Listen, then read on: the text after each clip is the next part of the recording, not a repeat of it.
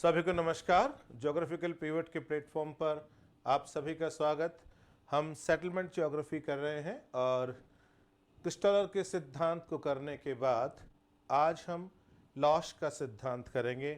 Basically August लॉश का जो सिद्धांत है वो क्रिस्टलर के सिद्धांत को बेस बनाकर ही दिया गया है। हालांकि उसमें काफ़ी अमूलचूल संशोधन इन्होंने ज़रूर प्रस्तुत किए हैं, तो हम उन सभी की बात करेंगे। हम इस बात को भी ध्यान में देंगे कि कैसे जो क्रिस्टलर की अप्रोच थी वो टॉप डाउन अप्रोच थी और लॉश की जो अप्रोच थी वो बॉटम अप अप्रोच थी। क्या अंतर होता है दोनों में, हम उसकी बात करेंगे। हम लॉश के सिद्धांत का डेवलपमेंट कैसे हुआ उसको इस लेक्चर में देखेंगे।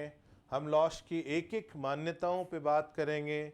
हम इस बात पर भी ध्यान देंगे कि जिस प्रकार से क्रिस्टलर स्थिर के सिद्धांत की वकालत करते हैं, तो लॉश किस प्रकार से वेरिएबल के या विभिन्न के मानों की बात करते हैं, किस प्रकार से ये विभिन्न के मान जो है उनकी गणना की जाती है, वो निकाले जाते हैं। ठीक है, हम इस बात की भी चर्चा करेंगे कि लॉश के सिद्धांत की क्या मेरिट्स हैं जिसके कारण काफ़ी हद तक लोगों ने इस सिद्धांत को सराहा। हम इसकी कमियों की बात भी करेंगे और लेक्चर के लास्ट में हम लोग बात करेंगे क्रिस्टलर और लॉश के कंपैरिजन की, है ना।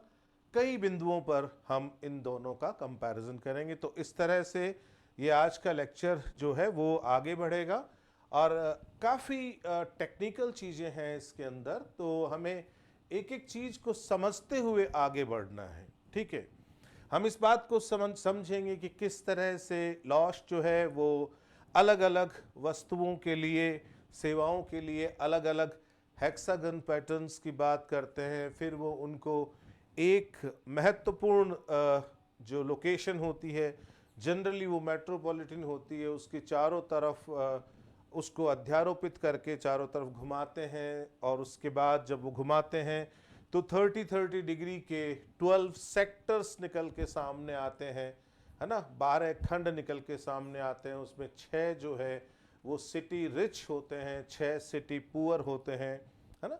वो सब कैसे बनते हैं, तो अभी जब मैं आपसे बात कर रहा हूँ तो हो सकता है कि आपको ये बात लगे कि ये किस तरह की बात की जा रही है, लेकिन जैसे जैसे हम लोग सिद्धांत को करेंगे तो जो बातें मैंने अभी आपसे कही वो सारी की सारी जो है लगातार धीरे धीरे परत दर परत खुलती जाएगी।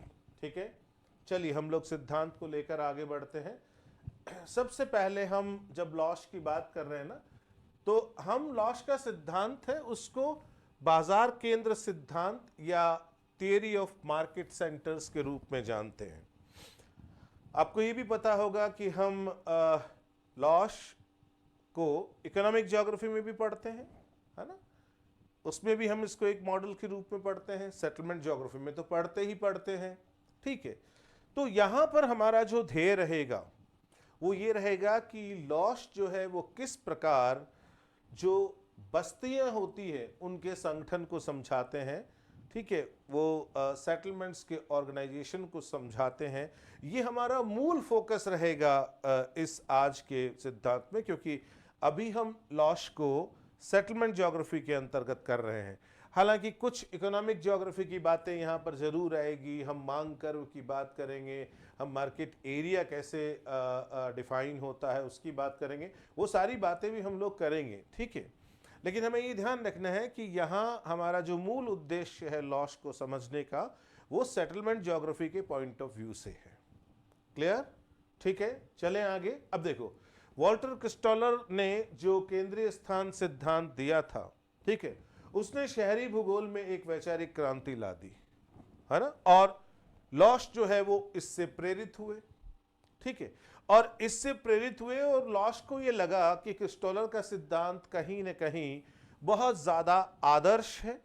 ठीक है, ओवरले आइडियलिस्टिक है और वास्तविक जगत की जो स्थितियां हैं वो थोड़ी भिन्न है। ठीक है, और इसी वास्तविक जो जगत है अर्थात जो वास्तविक विश्व है उसकी जो यथार्थता है उसको बेहतर तरीके से क्रिस्टोलर के सिद्धांत में सम्मिलित करने का प्रयास लॉश ने किया, तो लॉश ने आधार जरूर बनाया क्रिस्टोलर के सिद्धांत को, लेकिन उसमें बहुत अमूल चूल परिवर्तन प्रस्तुत किए, संशोधन प्रस्तुत किए।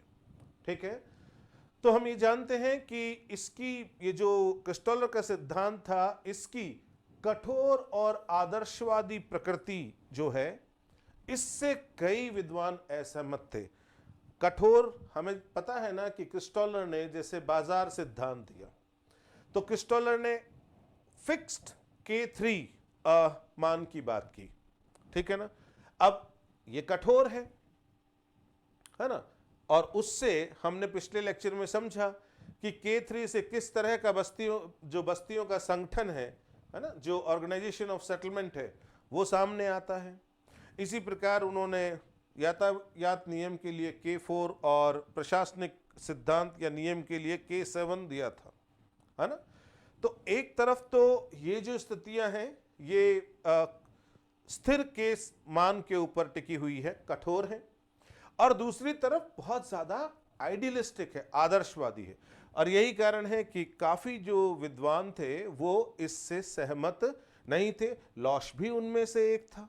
ठीक है, तो कई विद्वानों को इसे और अधिक यथार्थवादी बनाने की प्रेरणा मिली। ठीक है, और बहुत सारे विद्वानों ने अपने अपने प्रयास प्रस्तुत किए, लेकिन उन प्रयासों में जो सबसे महत्वपूर्ण योगदान रहा वो ऑगस्ट लॉस का रहा इन 1940, है ना, 1940 में। क्लियर? 1940 में जो लॉस का सिद्धांत आया, आपको ये तो पता होगा ना कि क्रिस्टोलर का सिद्धांत 1933 में आया था। ठीक है, तो उसके लगभग 7 साल बाद लॉश की जो पुस्तक आती है वो आती है दाई रामलिच ऑर्डनुंग दर रिश्चाफ्ट, द इकोनॉमिक्स ऑफ लोकेशन, ये उनकी पुस्तक आती है ना। आपको इसका टाइटल देख के साफ पता लग रहा होगा कि ऑगस्ट लॉश है, वो भी जर्मन है ना। ये जो ओरिजिनल टाइटल है उनका वो जर्मन भाषा में है ना, जिसका हिंदी अनुवाद है द इकोनॉमिक्स ऑफ लोकेशन। ठीक है, अब इसके प्रकाशन के साथ ही लॉश ने एक वैकल्पिक मॉडल, एक ऑल्टरनेटिव मॉडल प्रस्तुत किया, है ना। जो मॉडल पहले से आया हुआ था वो था क्रिस्टोलर का मॉडल, सेंट्रल प्लेस थ्योरी के रूप में। उसका एक विकल्प प्रस्तुत करने की कोशिश की जो क्रिस्टोलर के ढांचे पर आधारित था। मैंने बार बार आपसे कहा ना कि इन्होंने क्रिस्टोलर के काम को अपना बेस बनाया, लेकिन इन्होंने क्रिस्टोलर के काम को बेस बनाते हुए उसमें अनेक संशोधन प्रस्तुत किए और क्रिस्टोलर के सिद्धांत को ज्यादा से ज्यादा यथार्थवादी बनाने की कोशिश की। ठीक है, समझ में आ गई बात? आगे चल सकते हैं। चलिए, अब देखो बेटा, क्रिस्टोलर जो है वो जो बात करता है वो करता है टॉप डाउन अप्रोच की, है ना। क्रिस्टोलर जो बात करता है वो किसकी करता है? टॉप डाउन अप्रोच की, है ना, टॉप डाउन दृष्टिकोण की। मैं समझाऊंगा ये टॉप डाउन दृष्टिकोण क्या होता है ना। लेकिन आपको सिर्फ ये ध्यान रखना है कि लॉश जो है, लॉश वो बात करता है बॉटम अप अप्रोच की। ठीक है, ये जो टॉप डाउन अप्रोच है, और उसने तृतीयक सेवाओं पर ध्यान केंद्रित किया। किस पर ध्यान केंद्रित किया? तृतीयक सेवाओं पर। किसकी बात कर रहे हैं हम? वॉल्टर क्रिस्टोलर की। वॉल्टर क्रिस्टोलर ने जो उपागम दिया वो क्या था? टॉप डाउन, है ना, ऊपर से नीचे। ठीक है, किस पर ध्यान दिया, किस पर ध्यान केंद्रित किया? टर्शरी एक्टिविटीज, है ना, रिटेल ट्रेड है, सर्विसेज है, उनके ऊपर। लॉश किसकी बात करता है? बॉटम अप अप्रोच की, है ना, नीचे से ऊपर, बॉटम अप, है ना। ठीक है, तली से ऊपर की ओर, नीचे से ऊपर की ओर, है ना, जो सबसे छोटे पैमाने की आर्थिक गतिविधि से शुरू होता है। ठीक है, that economic activity can be service, can be manufacturing activity, like. ठीक है, समझ में आ गई बात? अब ये समझते हैं कि ये मसला क्या है टॉप डाउन अप्रोच और बॉटम अप अप्रोच का, इसको समझने की कोशिश करते हैं। क्रिस्टोलर अपने सिद्धांत में सबसे पहले बात करता है उस सेटलमेंट की जो हायरार्की में सबसे ऊंचा है, ठीक है ना, सबसे ऊपर, जो पदानुक्रम में सबसे ऊपर है उसकी बात करता है। फिर उससे निचले क्रम के अधिवास जो हैं उस क्षेत्र में कितने होंगे, उनकी संख्या, उनके बीच की दूरी, उनके द्वारा सेवित क्षेत्र और उनके द्वारा सेवित जनसंख्या, है ना, सेवित क्षेत्र की जनसंख्या आदि पर बात करता है। तो वो चलता किधर से है, वो ऊपर से नीचे चलता है, ठीक है। वो जो हायरार्की में, पदानुक्रम में जो सबसे ऊपर जो अधिवास है उसको बेस लेता है और फिर उसके नीचे वो देखता है कि उससे निचले पदानुक्रम वाले जितने भी अधिवास हैं उनकी संख्या क्या होगी, उनकी जनसंख्या क्या होगी, है ना, वो कितनी कितनी दूरी पर अवस्थित होंगे, उनके सेवा क्षेत्र जो है उसका आकार कितना बड़ा होगा, कितने बड़े क्षेत्र में वो फैला होगा, उसके सेवा क्षेत्र की जनसंख्या कितनी होगी। फिर उसके बाद उससे निचले पदानुक्रम के अधिवासों की बात करता है, फिर उससे बाद उससे निचले पदानुक्रम के अधिवासों की बात करता है, ऊपर से चलकर नीचे आता है, ठीक है। That is why it is called top down approach, है ना, इसको कहेंगे हम ऊपर से नीचे की ओर वाला उपागम। समझ में बात आ गई।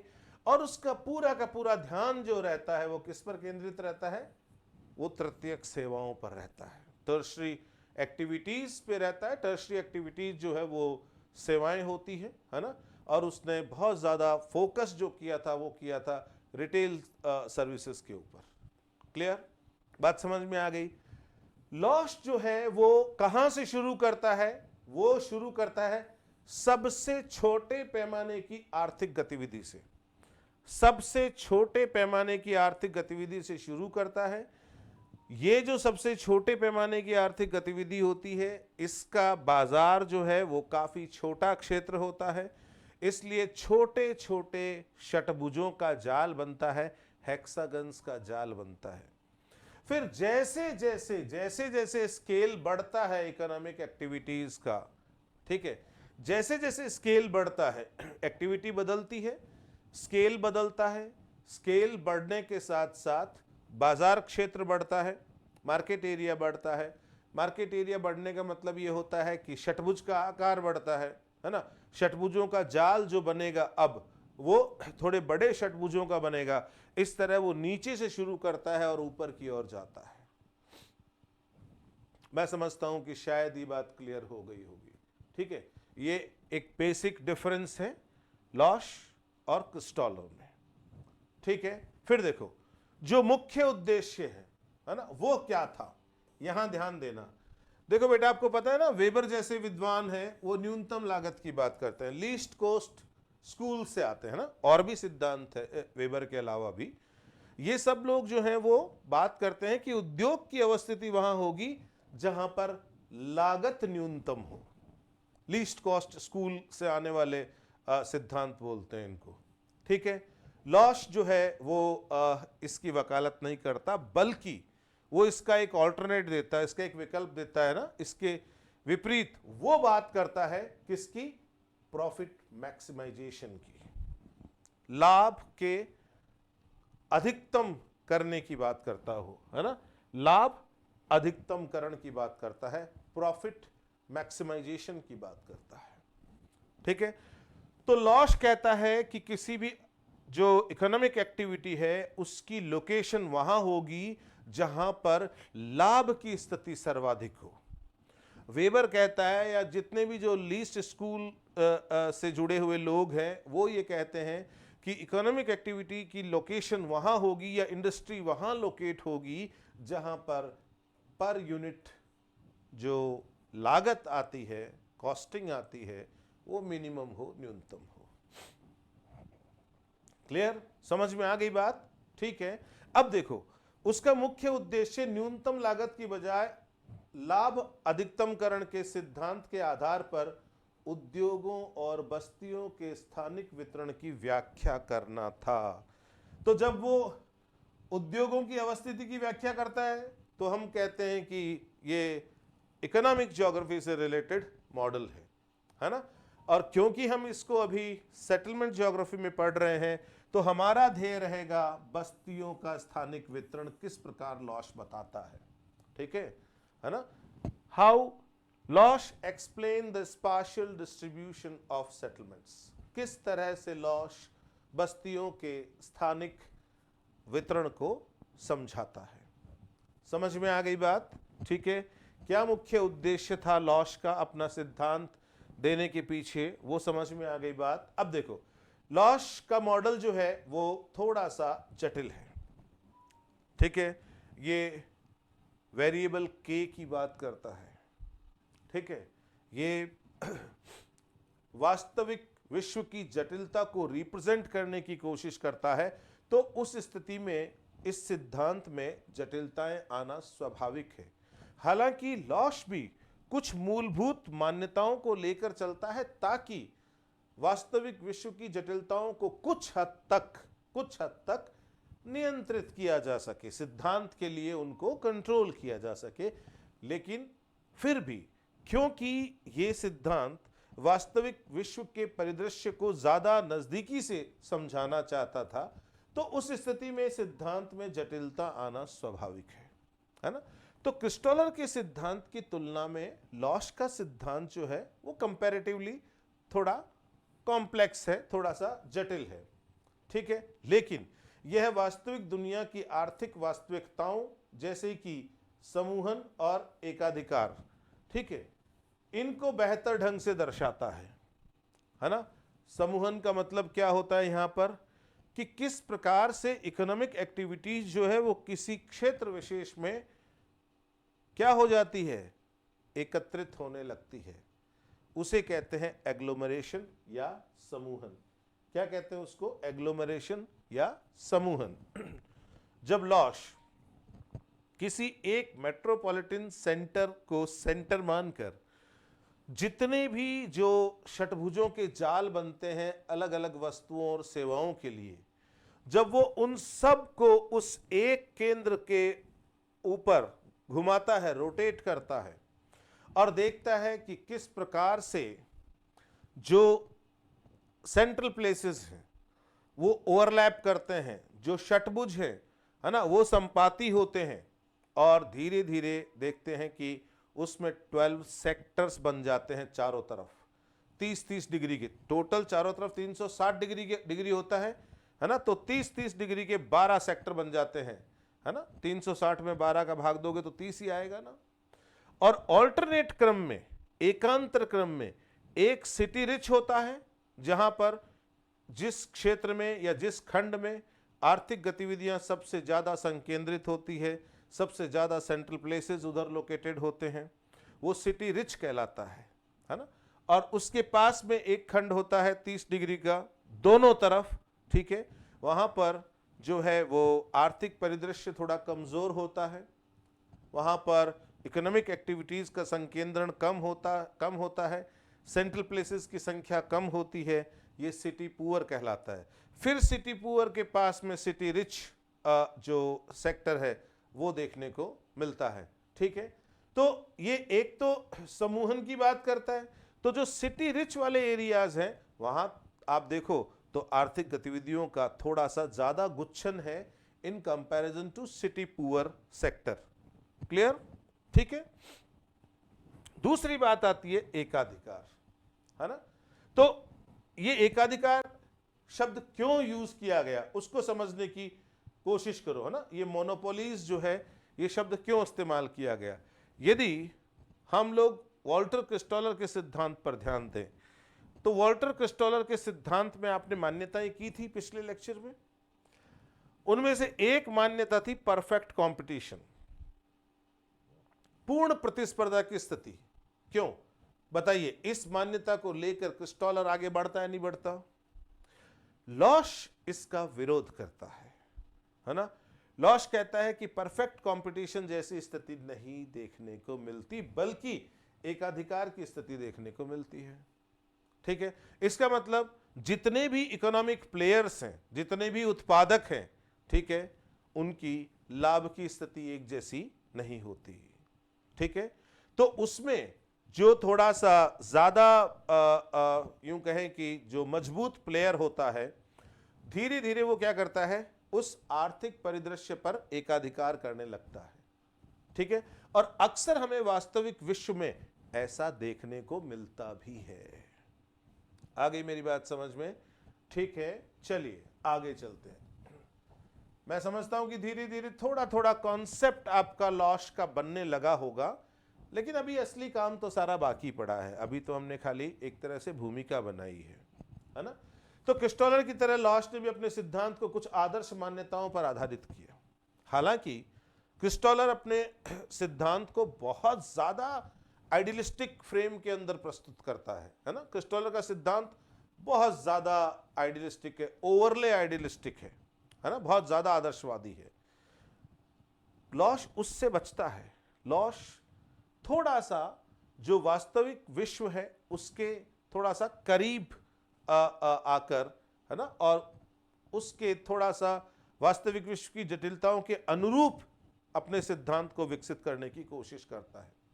लेकिन फिर भी लॉश भी क्या करता है, कुछ मान्यताओं को लेके चलता है ताकि वो सिद्धांत को बेहतर ढंग से समझा सके, है ना।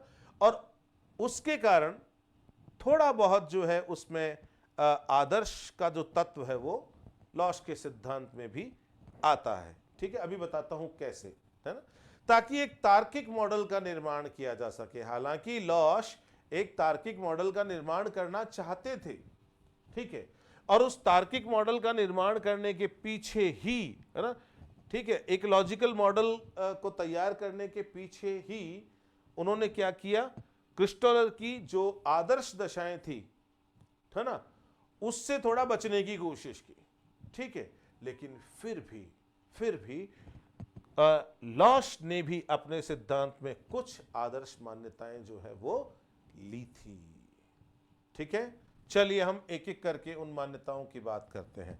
सबसे पहले जिस मान्यता की बात करेंगे वो है समदेशिक सतह या समरूप प्रदेश।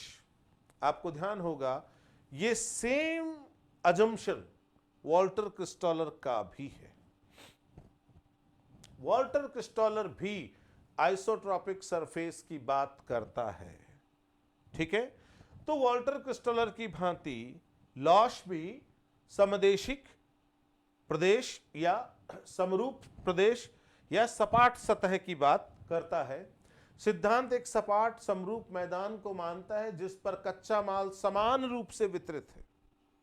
ठीक है, जो रॉ मटेरियल है वो समान रूप से वितरित है, जिसमें विकास के लिए कोई भौतिक बाधाएं नहीं होती।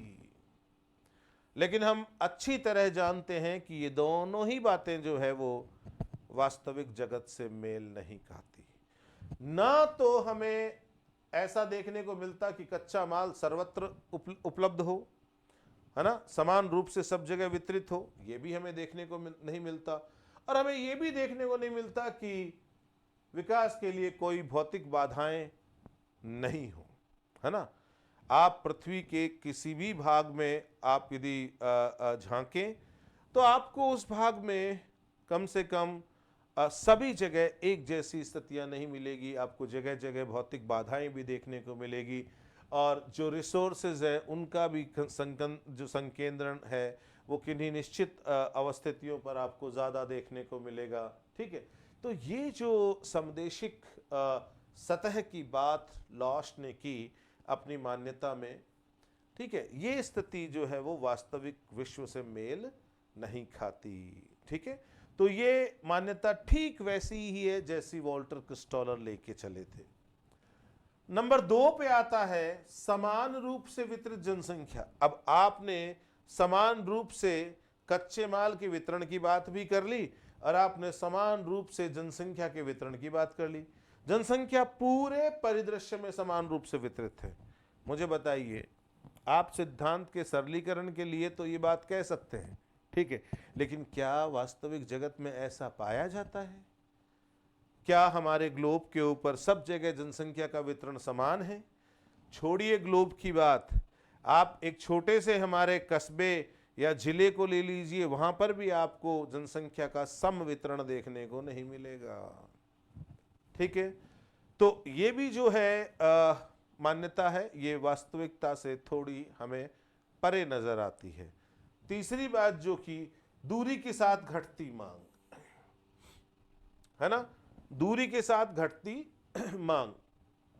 तो जैसे जैसे डिस्टेंस बढ़ेगी, जो डिमांड है वो क्या करेगी, वो डिक्लाइन करती जाएगी, डिक्रीज होती जाएगी, उसमें कमी आती जाएगी, मांग जो है वो गिरती जाएगी, है ना।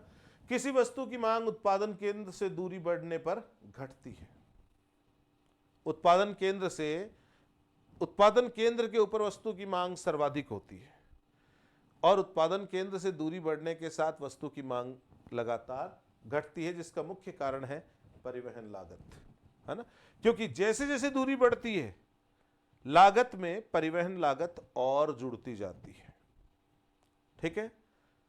तो वस्तु का मूल्य बढ़ता जाता है और वस्तु की मांग जो है वो कम होती जाती है। बात समझ में आ गई? ये बात कुछ हद तक तो सही है ना, लेकिन ये रिलेशनशिप इतना इजी नहीं है, इतना स्ट्रेट नहीं होता जैसा यहां दर्शाया गया है ना। ये रिलेशनशिप बहुत कॉम्प्लेक्स है और इसमें कई सारे फैक्टर्स काम करते हैं। चलिए अब देखो, हमने 3 मान्यताएं कर ली, 2 मान्यताएं और करते हैं।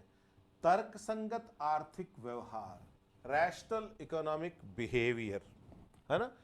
उद्यमी अपने लाभ को अधिकतम करने का प्रयास करता है। प्रॉफिट मैक्सिमाइजेशन जो है वो उद्देश्य में देखा था ना हमने, ठीक है। तो उद्यमी तो क्या करता है, अपने लाभ को अधिकतम करने की कोशिश करता है, और जो उपभोक्ता है वो तर्कसंगत निर्णय लेता है, ठीक है। उपभोक्ता है वो तर्कसंगत निर्णय लेता है। इसका मतलब ये हुआ कि तर्कसंगत आर्थिक व्यवहार अर्थात रैशनल इकोनॉमिक बिहेवियर की स्थिति हमें देखने को मिलती है। वास्तविक जगत में ये कुछ हद तक तो सही है, लेकिन सदैव ये हमें ऐसा देखने को नहीं मिलता, ठीक है। अगला है पूर्ण प्रतिस्पर्धा का अभाव। जबकि क्रिस्टॉलर ने पूर्ण प्रतिस्पर्धा की स्थिति बताई थी अपनी मान्यता में, ये उसको नकारते हैं और ये कह रहे हैं पूर्ण प्रतिस्पर्धा का अभाव। और यहीं पर ये बात करेगा एकाधिकार की, मोनोपोली की, है ना, जो मैंने अभी आपको पिछली स्लाइड में समझाया, ठीक है। समझिएगा, वेबर के विपरीत लॉश ने अपने सिद्धांत को एकाधिकारवादी प्रतिस्पर्धा के वातावरण में समझाया, ठीक है, मोनोपोलिस्टिक कंपटीशन के वातावरण में समझाया। अब मोनोपोलिस्टिक कंपटीशन की जब बात आ गई तो ये मान के चलिए कि पूर्ण प्रतिस्पर्धा की स्थिति तो हो ही नहीं सकती, ठीक है। परफेक्ट कंपटीशन की स्थिति तो हो ही नहीं सकती, हम तो उसके विपरीत चल पड़े हैं, है ना। समझाया, जो वास्तविक दुनिया के काफी करीब है। हमें पूर्ण प्रतिस्पर्धा की स्थिति कहीं देखने को नहीं मिलती, ठीक है। मान्यताएं समझ में आ गई। 5 मान्यताओं की बात की हमने बात की समदेशिक सतह की, ठीक है ना। हमने बात की समदेशिक सतह की, हमने बात की समान रूप से वितरित जनसंख्या की। समदेशिक सतह की बात कर रहे हैं तो समान रूप से कच्चे माल के वितरण की बात पहले ही कर चुके हैं। हमने बात की दूरी के साथ घटती मांग की, हमने बात की तर्कसंगत आर्थिक व्यवहार की, और हमने बात की पूर्ण प्रतिस्पर्धा के अभाव की स्थिति की। ये है बेसिक अजम्पशंस जो लॉश लेकर चला अपने सिद्धांत को देने के पीछे। क्लियर? चलिए अब देखो, लॉश के मॉडल के विकास को धीरे धीरे समझने की कोशिश करते हैं, है ना। अब हम धीरे धीरे लॉश के मॉडल में एंटर कर चुके हैं, है ना। तो लॉश का मॉडल एक व्यवस्थित प्रक्रिया के माध्यम से विकसित होता है, और वो व्यवस्थित प्रक्रिया क्या है वो अभी बताऊंगा मैं आपको, जो एक एकल उत्पादन से शुरू होकर एक जटिल आर्थिक परिदृश्य तक पहुंचता है। क्या मीनिंग है इस लाइन का? ये लाइन जो है ये आपको एक सिंपल स्टेटमेंट के रूप में दिखाई दे रहा है, लेकिन इसके अंदर लॉश के मॉडल की बहुत गहराई छुपी हुई है। आपने देखा होगा, अभी हमने एक बात की थी, है ना, वो ये की थी कि वेबर का जो सिद्धांत है ना, वो टॉप डाउन अप्रोच के ऊपर आधारित है, ठीक है, और ये एक डिडक्टिव अप्रोच है, ठीक है। निगमनात्मक उपागम है ये। लॉश का सिद्धांत जो है वो बॉटम अप अप्रोच पर आधारित है, ये इंडक्टिव अप्रोच है, आगमनात्मक उपागम है। ये बात की थी ना हमने। तो आपको यदि याद हो तो हमने यहां पर एक बात जो है वो भी की थी, और वो ये की थी कि सबसे छोटे पैमाने की आर्थिक गतिविधि से शुरू होता है लॉश का सिद्धांत। सबसे छोटे पैमाने की आर्थिक गतिविधि से शुरू होता है लॉश का सिद्धांत। ये बात की थी ना हमने, ठीक है। इसका मतलब क्या हुआ, सबसे पहले लॉश उस सबसे छोटी आर्थिक गतिविधि पर ध्यान केंद्रित करता है, उस आर्थिक गतिविधि के चारों तरफ उसके बाजार क्षेत्र का जो एक षटभुज बनता है ना, उस आकार के षटभुजों के जाल की बात करता है, ठीक है। फिर इसके बाद वो उससे थोड़ा एक स्टेप और ऊपर वाली स्केल की जो इकोनॉमिक एक्टिविटी है उसकी बात करता है, उसके बाजार क्षेत्र की बात करता है, उसके षटभुज के आकार को सुनिश्चित करता है, उसी षटभुज के आकार का जाल बनाता है, ठीक है, हेक्सागन पैटर्न बनाता है, ठीक है। ऐसे करते करते करते वो कई सारे हेक्सागन पैटर्न जो है अलग अलग वस्तुओं और सेवाओं के लिए बनाता है। बहुत सारे षटभुजों के जाल बन गए। षटभुजों का आकार अलग अलग है क्योंकि अलग अलग सेवाओं और अलग अलग वस्तुओं के बाजार क्षेत्र अलग अलग होते हैं, ठीक है। हमने ये बात क्रिस्टोलर के सिद्धांत में भी की थी कि एक छोटी सी जो गांव की परचून की दुकान है, जो खुदरा व्यापार की दुकान है, उसका दायरा, उसका बाजार क्षेत्र बहुत सीमित होता है, ठीक है। लेकिन एक मल्टी स्पेशलिटी हॉस्पिटल है ना का जो बाजार क्षेत्र है वो काफी विस्तृत और व्यापक होता है, ठीक है। इसका मतलब ये हुआ कि अलग अलग आर्थिक क्रियाओं और सेवाओं के लिए, ठीक है, जो बाजार क्षेत्रों का आकार है वो अलग अलग होता है। इसलिए बहुत सारी वस्तुओं और सेवाओं के लिए जब आप अलग अलग आकार के हेक्सागन पैटर्न बनाओगे, षटभुजों के जाल बनाओगे, तो बहुत सारे जाल बन जाएंगे, ठीक है। तो यहां तक तो सरल है मामला, है ना, यहां तक तो कोई दिक्कत नहीं है, ठीक है, कि भाई एक एकल उत्पादन से शुरू होता है ना, और एकल उत्पादन के लिए अलग अलग उत्पादन, अलग अलग सेवाओं के लिए आपने खूब सारे अलग अलग भिन्न भिन्न प्रकार के षटभुजों के जाल बना लिए, हेक्सागन पैटर्न्स बना लिए, ठीक है। शुरू होता है और शुरू होकर एक जटिल आर्थिक परिदृश्य तक पहुंचता है, क्योंकि अब वो क्या करता है, जो मेन सेंटर है, जो मेन सेंटर प्लेस है, जनरली वो मेट्रोपॉलिटन होता है, ठीक है। वो क्या करता है कि सारे के सारे जो षटभुजों के जाल है ना, उसको इस एक सेंटर के ऊपर क्या करता है, वो एक साथ अध्यारोपित कर लेता है, ओवरलैप कर लेता है, ठीक है। और फिर क्या करता है, वो सारे जो हेक्सागन पैटर्न्स हैं उनको घुमाता है, बार बार घुमाता है, बार बार घुमाता है, जब तक कि अधिकतम केंद्र स्थान है ना, जो सेंट्रल प्लेसेस हैं, और जो आपके बाजार क्षेत्र है ना, जो षटभुज बनते हैं, ठीक है, वो अधिकतम संपाती ना हो जाए, है ना, ओवरलैप जैसी स्थिति के नजदीक ना पहुंच जाए, तब तक वो उसको घुमाता रहता है। और ऐसी स्थिति के अंत में टोटल 12 सेक्टर्स हमें दिखाई देते हैं चारों तरफ, ठीक है, 6 सिटी रिच और 6 सिटी पुअर। अभी मैं डायग्राम के द्वारा समझाऊंगा उसको। तो आपने देखा कि बात जो होती है, जब हम एक एक वस्तु और एक एक उत्पाद के हेक्सागन पैटर्न्स बनाते हैं, तो ये एक एकल उत्पादन से शुरू होता है, ठीक है। और जब हम उन सब को किसी एक मेट्रोपॉलिटन सेंटर के ऊपर क्या करते हैं, सुपर इम्पोज करते हैं, घुमाते हैं, तो हम एक जटिल आर्थिक परिदृश्य की ओर आगे बढ़ते हैं। अब आपको ये स्लाइड पे जो लिखा हुआ है उसका मीनिंग समझ में आया होगा, क्लियर। चलिए अब देखो, यहां दो कॉन्सेप्ट समझते हैं। एक कॉन्सेप्ट होता है थ्रेशोल्ड और एक कॉन्सेप्ट होता है रेंज। थ्रेशोल्ड मतलब न्यूनतम स्तर और रेंज मतलब सीमा, ठीक है।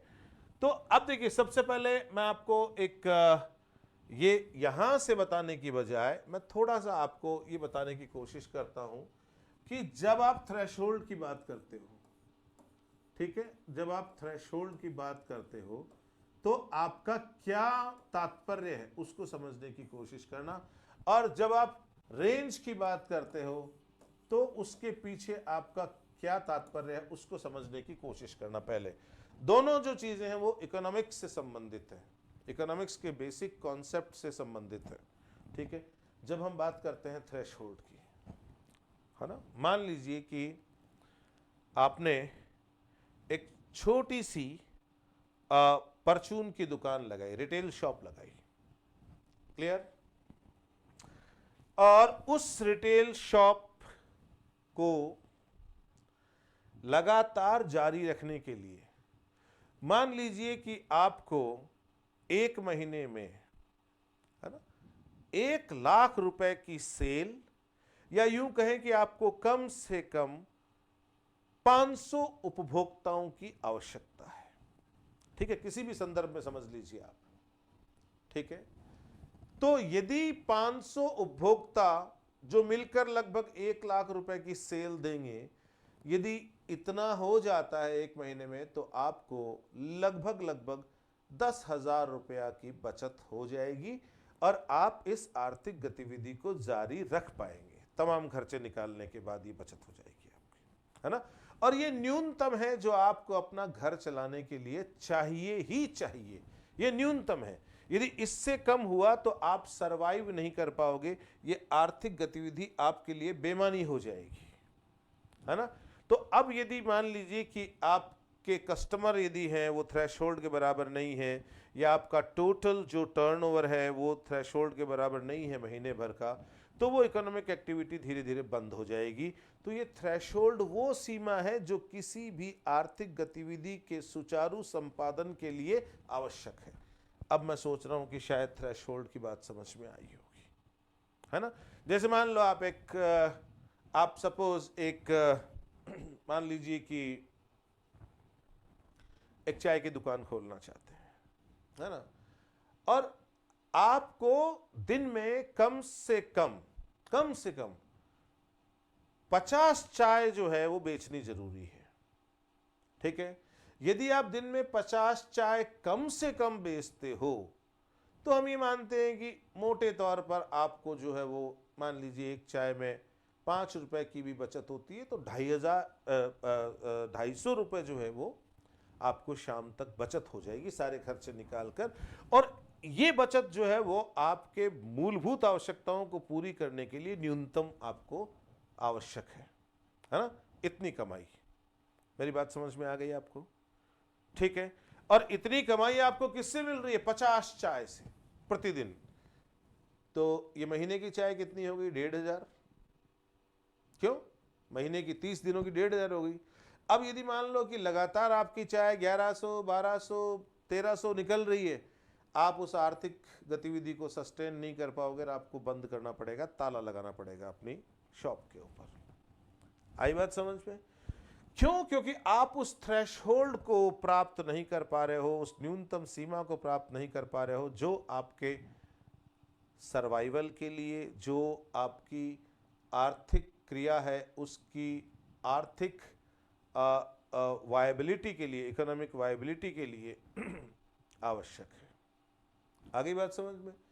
ठीक है ना। अब देखो, अब आप ये समझिए, एक और एग्जांपल देता हूं, ठीक है, जिससे रेंज को समझाता हूं आपको।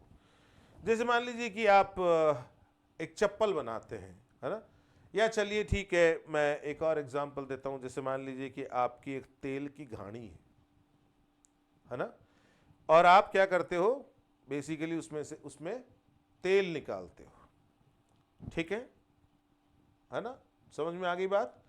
ठीक है, आपने एक छोटी सी ऑयल मिल लगा रखी है, उसमें से तेल निकालते हो।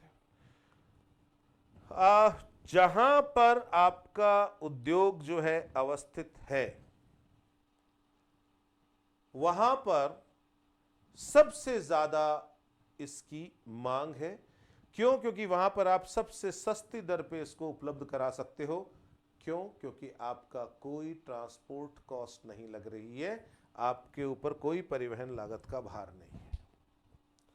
लेकिन जैसे मान लीजिए कि आप धीरे धीरे करके जब आप दूर जाते हो, 1 kilometre, 2 kilometre, 5 kilometre, 10 kilometre, 50 kilometre, तो परिवहन लागत के कारण आपका ये जो पर यूनिट जो ऑयल है, सपोज आपने 1-1 लीटर की बोतल बेचते हो आप, तो जो पर यूनिट बोतल है उसकी कॉस्टिंग में परिवहन लागत के कारण बढ़ोतरी होती जाएगी। आई बात समझ में? एक सीमा ऐसी होगी जहां पर ये बढ़ोतरी इतनी ज्यादा हो जाएगी कि अब यदि आप उस वस्तु को बेचते हो तो आपका प्रॉफिट शून्य हो जाएगा। ठीक है, आपके लिए कोई लाभ की स्थिति नहीं रह जाएगी क्योंकि आपकी लागत ही पूरी नहीं निकलेगी। ठीक है, तो उस अंतिम सीमा को कहते हैं रेंज। कि आप यहां कोई वस्तु उत्पादित कर रहे हो, उसको यहां तक तो भेज पा रहे हो, है ना, परिवहन लागत बढ़ने के बावजूद भी उसकी मांग है, लेकिन उससे और यदि आप आगे बढ़ते हो तो परिवहन लागत इतनी ज्यादा हो जाएगी कि उस वस्तु की मांग शून्य हो जाएगी। ठीक है, तो फिर वो अंतिम सीमा हो गई, है ना, तो वो हो गई रेंज। क्या हो गई? रेंज। अब आपको समझ में आ रहा है? यहां पर जैसे मान लो केंद्र स्थान है और यहां पर कोई एक्टिविटी है, ये अंदर वाला जो घेरा है, ठीक है, जो सर्कल है, ये थ्रेशोल्ड को बताता है कि आर्थिक गतिविधि के संपादन के लिए इतना तो चाहिए ही चाहिए। ठीक है, और ये जो बाहरी जो सर्कल है ये बताता है कि ये साहब इसकी सीमा है, इसकी रेंज, ये इसकी रेंज है। मेरी बात समझ में आ गई? ठीक है, अब देखो भाषा में क्या लिखा हुआ है। थ्रेशोल्ड के लिए लिखा हुआ है कि इस क्षेत्र के भीतर, है ना, थ्रेशोल्ड वाला जो क्षेत्र है, ये जो अंदर वाला सर्किल है, इसके भीतर किसी वस्तु या सेवा को केंद्रीय स्थान पर बनाए रखने के लिए पर्याप्त उपभोक्ता है। ठीक है, लेकिन यदि आप इसको छोटा कर दोगे तो पर्याप्त उपभोक्ता नहीं मिलेंगे, जो आर्थिक क्रिया है, ठीक है, उसकी इकोनॉमिक वायबिलिटी नहीं रह पाएगी, बंद हो जाएगी। आ गई बात समझ में, है ना? फिर देखो, ये बाहर वाला जो आउटर सर्किल है ये रेंज को बताता है। इस बिंदु से आगे उपभोक्ता द्वारा केंद्रीय स्थान पर जाना लागत, असुविधा और वैकल्पिक केंद्र की उपलब्धता के कारण सार्थक नहीं है।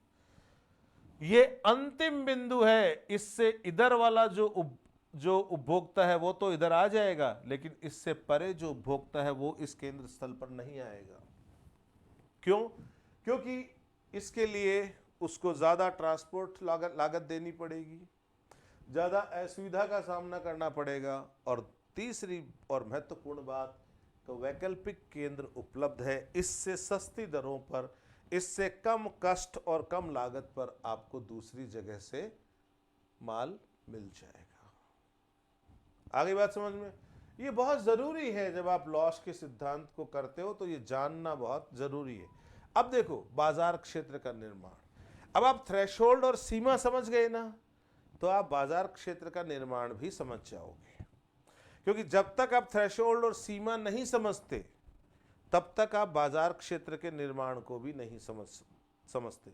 अभी इन दो स्लाइड के बाद जब तीसरी स्लाइड आएगी तब आपको ये समझ में आएगी कि हमने यहां लॉस को करते वक्त हमने थ्रेशोल्ड और सीमा की बात क्यों की, रेंज की बात क्यों की। चलिए हम बाजार क्षेत्र के निर्माण की बात करते हैं। लॉस के अनुसार यदि किसी उत्पादन की बाजार में पर्याप्त और सम्मित मांग है तो बाजार की स्थितियों को एक मांग शंकु द्वारा समझाया जा सकता है। किसके द्वारा समझाया जा सकता है? एक मांग शंकु के द्वारा। पहले इसी को समझा देता हूं, ठीक है। ये देखो बेटा, ये जो सेंटर है, this is the market centre and this is production centre also, है ना। ये क्या है? बाजार का केंद्र है ना। मार्केट सेंटर है, प्रोडक्शन सेंटर है। क्या है? Production centre. मान लीजिए मैं इसको एक नाम दे देता हूं पी। क्लियर? पी बिंदु पर, पी बिंदु के ऊपर, ठीक है, मेरी जो ट्रांसपोर्ट कॉस्ट है दैट इज ऑलमोस्ट 0, शून्य। ठीक है, पी बिंदु के ऊपर मेरी जो डिमांड है, मांग, वो अधिकतम है। क्यों? क्योंकि वस्तु जो है वो सबसे सस्ती दरों पर उपलब्ध है। क्लियर? जैसे जैसे मैं मार्केट से दूर जाऊंगा, जैसे जैसे मार्केट से दूर जाऊंगा, जैसे जैसे डिस्टेंस बढ़ेगी, डिस्टेंस जैसे जैसे बढ़ेगी, क्या होगा? ट्रांसपोर्ट कॉस्ट जो है वो भी बढ़ेगी। ट्रांसपोर्ट कॉस्ट बढ़ेगी तो वस्तु की लागत बढ़ेगी, वस्तु की लागत बढ़ेगी तो वस्तु की मांग जो है, डिमांड, वो धीरे धीरे क्या होती जाएगी? कम होती जाएगी। इसीलिए इस मांग वक्र में केंद्र के ऊपर मांग सर्वाधिक है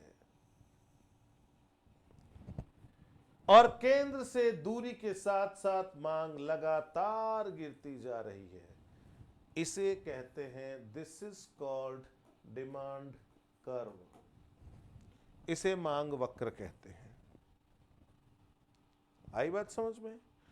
जब आप ये जो दूरी है, यहां P से लेके सपोज ये जो दूरी है, ये है Q। आप PQ दूरी जो है, इसकी त्रिज्या लेके, इसकी रेडियस लेके आप जब चारों तरफ घुमाओगे, है ना, तो आपको क्या मिल जाएगा? आपको मिल जाएगा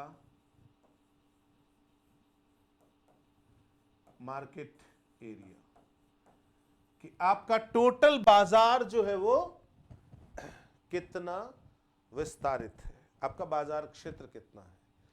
अब आप ये देखो कि ये जो बिंदु है, ये जो सर्कल है बन रहा है, ये आपकी इस इकोनॉमिक एक्टिविटी, इस उत्पादन जो P पे हो रहा है, ये इसकी मैक्सिमम रेंज है। ठीक है, सीमा है। यदि रेंज के कॉन्सेप्ट को नहीं समझते तो इस मार्केट एरिया को कैसे निकालते भाई? क्लियर? तो अब देखो, आप यदि ये मानते हो कि ये जैसे ये मांग वक्र है, आपने इसको दोनों तरफ बढ़ा दिया, ठीक है, तो मुझे बताओ एक शंकु बन गया या नहीं बन गया? एक कोण बन गया ना, है ना, एक शंकु बन गया। ठीक है, आप यदि इस कोण का वॉल्यूम निकालते हो, आयतन, तो वो वॉल्यूम कुल मांग को बताएगा, टोटल डिमांड को बताएगा। ठीक है, और आप ये जो वृत्त देख रहे हो, इस वृत्त के आकार में ये जो है, ये मार्केट एरिया है। बाद में क्रिस्टॉलर की भांति लॉश ने भी इस मार्केट एरिया को वृत्त ना लेकर हेक्सागन के रूप में लिया, है ना, षटभुज के रूप में लिया। ये वो ज्यामितीय आकृति है षटभुज जो वृत्त के सबसे करीब है। ठीक है, और यदि हम षटभुज के रूप में लेते हैं तो हम दो चीजों से बच सकते हैं। हम असेवित क्षेत्र, अनसर्व्ड एरिया, और ओवरलैपिंग, है ना, अर्थात अध्यारोपण, इनसे बच सकते हैं। Hope this is very much clear. बहुत साधारण सा वक्र है ना, बहुत अच्छी तरह से समझ में आ गया होगा। अब यदि ये समझ में आ गया ना बेटा, तो आपको अब ये दो स्लाइड समझ में आने लगेंगी। ठीक है, अब देखो, लॉश के अनुसार किसी उत्पादन की बाजार में पर्याप्त और सम्मित मांग है। ठीक है, लॉश की मान्यता में ही ये लेकर चला जाता है कि वस्तु की बाजार में क्या है? पर्याप्त और सम्मित मांग है। ये लॉश की एक मान्यता का हिस्सा भी है। ठीक है, तो बाजार की स्थितियों को एक मांग शंकु द्वारा समझाया जा सकता है कि मांग तो है, लेकिन वस्तु की बिक्री उत्पादन वाली अवस्थिति से, लोकेशन से कहां तक होगी? ठीक है, क्यों? क्योंकि दूरी बढ़ने के साथ साथ जैसे जैसे परिवहन लागत बढ़ेगी, वस्तु की मांग में कमी आएगी। ठीक है, चाहे मांग बाजार में पर्याप्त हो, सम्मित हो, लेकिन फिर भी जैसे जैसे कॉस्टिंग बढ़ेगी, जैसे जैसे ट्रांसपोर्ट कॉस्ट बढ़ेगी, वैसे वैसे वस्तु के मांग में कमी आएगी दूरी बढ़ने के साथ साथ, उत्पादन केंद्र से दूरी बढ़ने के साथ साथ। ठीक है, और इसी को एक मांग शंकु के द्वारा समझाया जा सकता है, जो मैंने अभी अभी आपको समझाया। यहां एक उत्पादन केंद्र है P, मैंने आपको उसमें आरेख में समझाया था। ठीक है, इस पर कीमत सबसे कम, क्यों? जीरो ट्रांसपोर्ट कॉस्ट, उत्पादन केंद्र पे कोई परिवहन लागत नहीं है ना। तो मांग क्या होगी? अधिकतम, डिमांड अधिकतम होगी, ये बात हमने की थी। लेकिन जैसे जैसे आप केंद्र से दूर जाओगे, उत्पादन केंद्र से दूर जाओगे, ठीक है, जैसे जैसे दूरी बढ़ेगी तो ट्रांसपोर्ट कॉस्ट जुड़ती जाएगी, परिवहन लागत जुड़ती जाएगी, और परिवहन लागत के कारण कीमत बढ़ती जाएगी और मांग घटती जाएगी। कीमत बढ़ती जाएगी, मांग घटती जाएगी। ये चीज समझाई थी अभी मैंने आपको। ठीक है, चलिए आगे चलते हैं। एक निश्चित दूरी पर या रेंज पर, है ना, कीमत इतनी अधिक हो जाती है कि मांग शून्य हो जाती है। जहां डिमांड जीरो हो जाए, बस वो अंतिम सीमा है, वो अंतिम सीमा है। क्योंकि डिमांड जीरो हो जाने के बाद इकोनॉमिक एक्टिविटी का उससे आगे कोई मतलब रहता नहीं है। तो जहां पर डिमांड जीरो, वहीं पर क्या होता है? हमारी अधिकतम सीमा जो है वो आ जाती है हमारे बाजार की। क्लियर? समझ में आ गई बात? चलिए, यदि इस मांग वक्र को उत्पादन केंद्र के चारों ओर घुमाया जाए, आपने घुमाया ना चारों ओर, है ना, उत्पादन केंद्र से लेकर और जहां मांग शून्य होती है, वो जो दूरी PQ आपने ली और उसको चारों तरफ घुमाया, या PQ को आपने त्रिज्या मानकर वृत्त बनाया, खींचा, ठीक है, तो घुमाया जाता है तो एक शंकु का आकार बनता है। यदि उसको ऊपर से लिया जाए तो शंकु बन जाता है।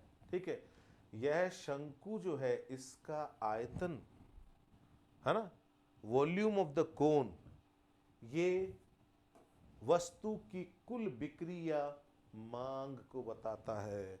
वॉल्यूम ऑफ द कोन, है ना, शंकु का जो आयतन है वो कुल बिक्री या कुल मांग को बताता है। और जो इसका बेस है, सर्कुलर बेस, जो उसका आधार है वृत्त के आकार का, वो बाजार क्षेत्र होता है। आ गई बात समझ में?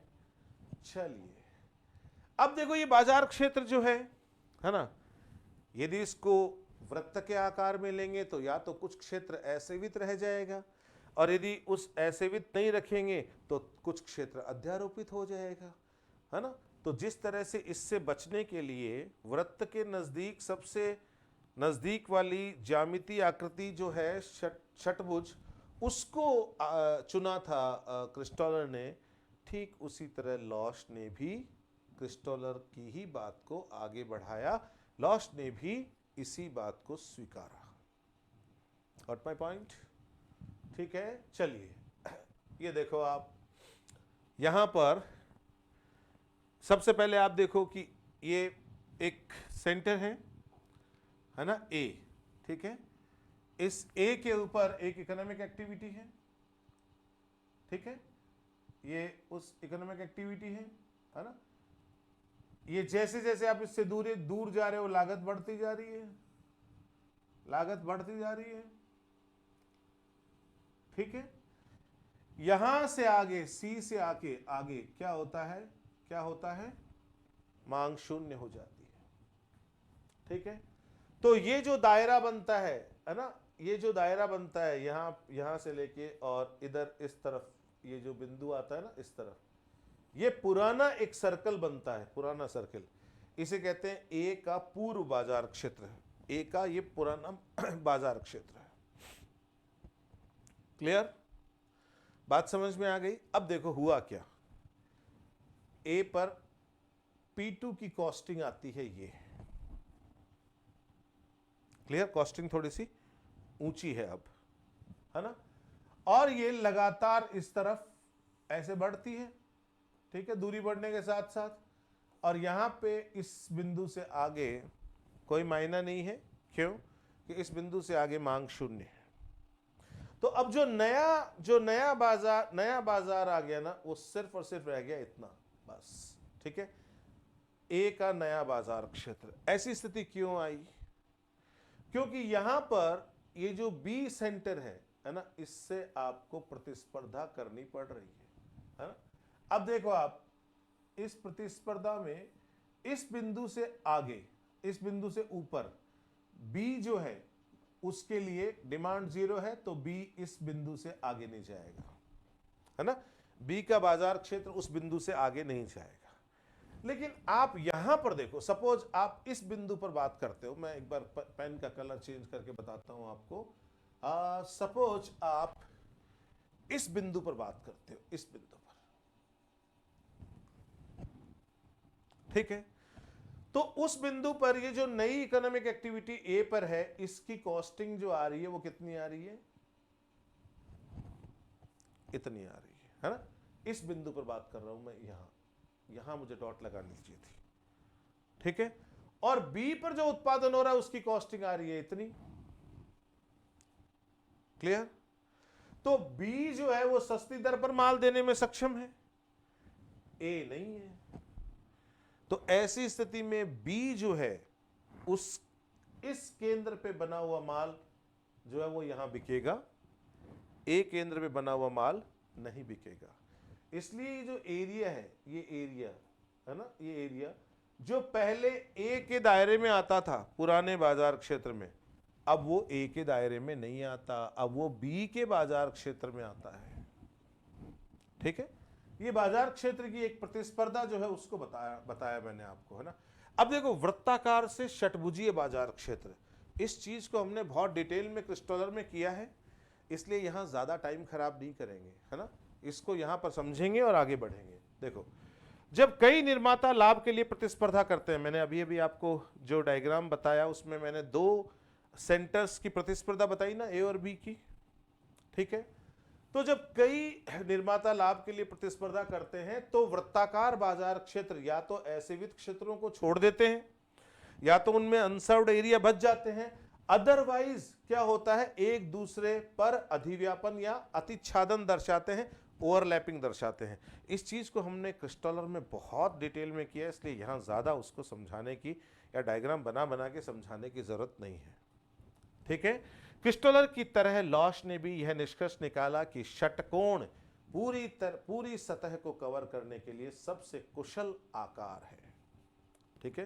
क्रिस्टोलर ने भी माना था ना कि जो हेक्सागन है, ठीक है, this is the perfect shape, है ना, ये एकदम कुशल आकार है, ठीक है, जिससे पूरी सतह कवर हो जाती है, ना तो अनसर्व्ड एरिया बचता है और ना ही ओवरलैपिंग देखने को मिलती है। लॉश ने भी इस बात को क्रिस्टोलर से ले लिया, लॉश ने भी इसे स्वीकार कर लिया, ठीक है। यह उपभोक्ताओं के लिए न्यूनतम दूरी और उत्पादकों के लिए अधिकतम संख्या में स्वतंत्र इकाइयों की स्थापना का लाभ सुनिश्चित करता है, ठीक है। So this is in favour of producers and in favour of consumers. So hexagon is the best shape. Hexagon सबसे अच्छी आकृति है, वृत्त के नजदीक, है ना, सबसे बेहतरीन जियोमेट्रिकल शेप या ज्यामिति आकृति है। चलिए अब देखो, विभिन्न के मानों का अध्यारोपण, विभिन्न के मानों का अध्यारोपण। क्या जब हमने क्रिस्टोलर किया तो हमने एक सिद्धांत नहीं किया था, स्थिर के सिद्धांत, क्रिस्टोलर के केस में यहां हमने शब्दावली क्या यूज की है, विभिन्न के मान। तो यहां पता लग गया आपको कि हाउ क्रिस्टोलर जो है उससे लॉश डिफरेंट है, how Losch is different from Christaller. Losch variable के की बात करता है, क्रिस्टोलर फिक्स्ड के की बात करता है, के मानों की बात करता है, ठीक है। यह लॉश के सिद्धांत का सबसे महत्वपूर्ण और क्रिस्टोलर के काम से भिन्न पहलू है। क्या डिफरेंट के वैल्यूज, विभिन्न के मानों का अध्यारोपण। चलिए उसको देखते हैं। ये देखो आप, है ना, बड़ा ही अच्छा डायग्राम है, लॉस पर समझ मजबूत करने के लिए बहुत जरूरी है।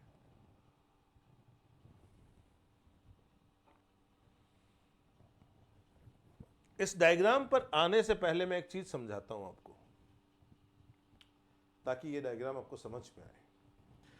देखो, जैसे मान लो कि अलग अलग वस्तु या सेवाएं हैं।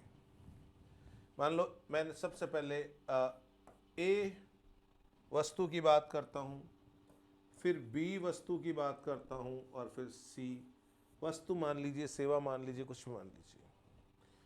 मान लीजिए कि ये ए जो इकोनॉमिक एक्टिविटी है ये काफ़ी छोटी है ना, तो इसका जो हेक्सागन बनते हैं ना, वो छोटे छोटे बनते हैं। क्यों? क्योंकि इसका मार्केट एरिया भी छोटा है।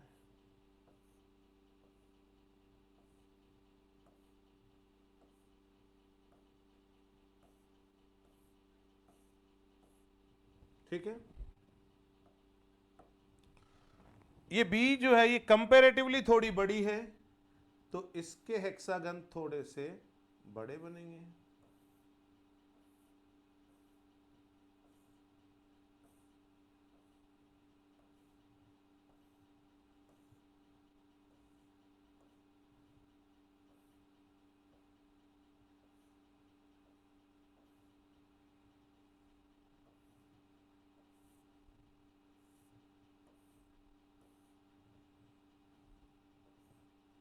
ठीक है, तो इस हेक्सागन से ये हेक्सागन थोड़े बड़े हैं, क्योंकि ये जो इकोनॉमिक एक्टिविटी है इसका बाजार क्षेत्र बड़ा है। ठीक है, तीसरी इकोनॉमिक एक्टिविटी का बाजार क्षेत्र और बड़ा है, तो इसके जो शंकु बनेंगे वो और भी बड़े बनेंगे।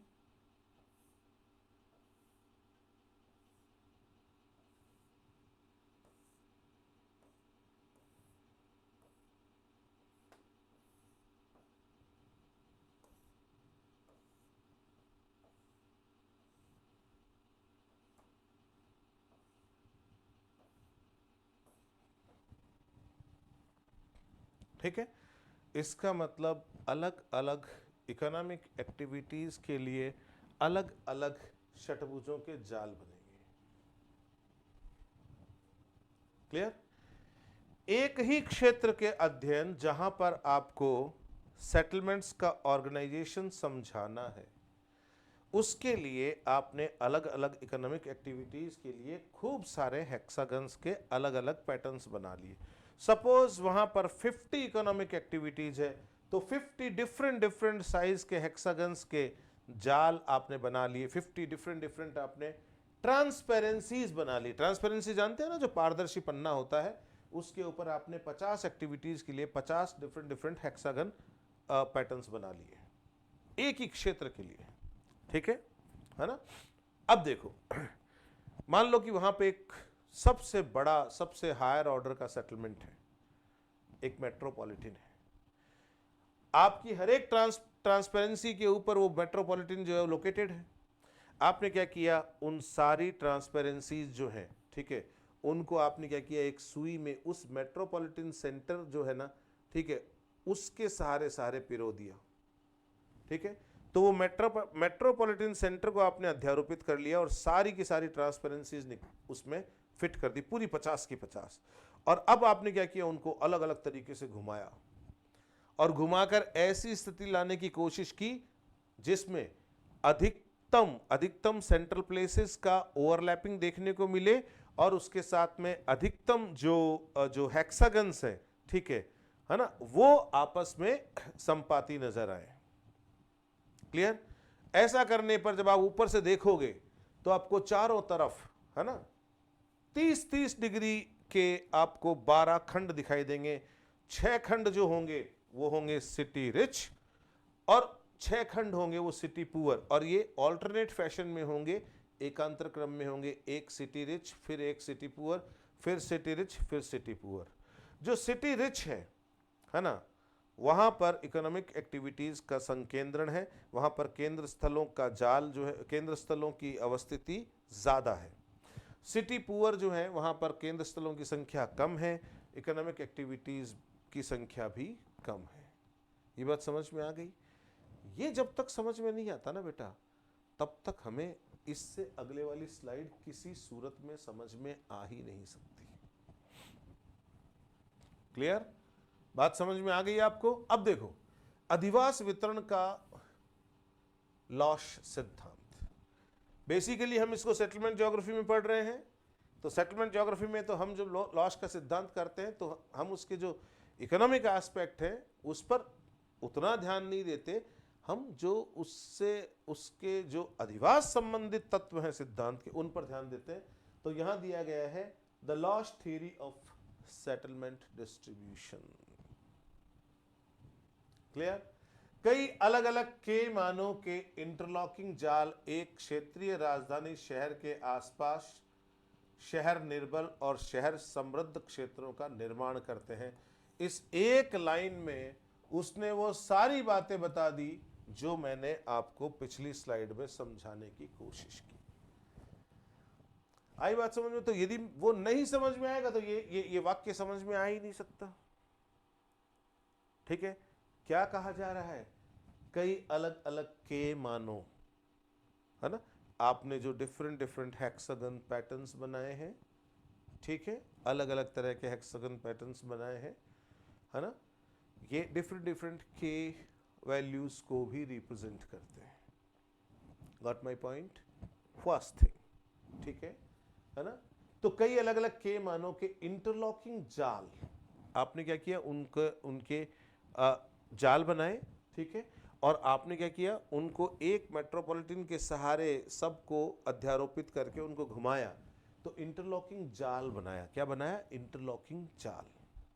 ठीक है?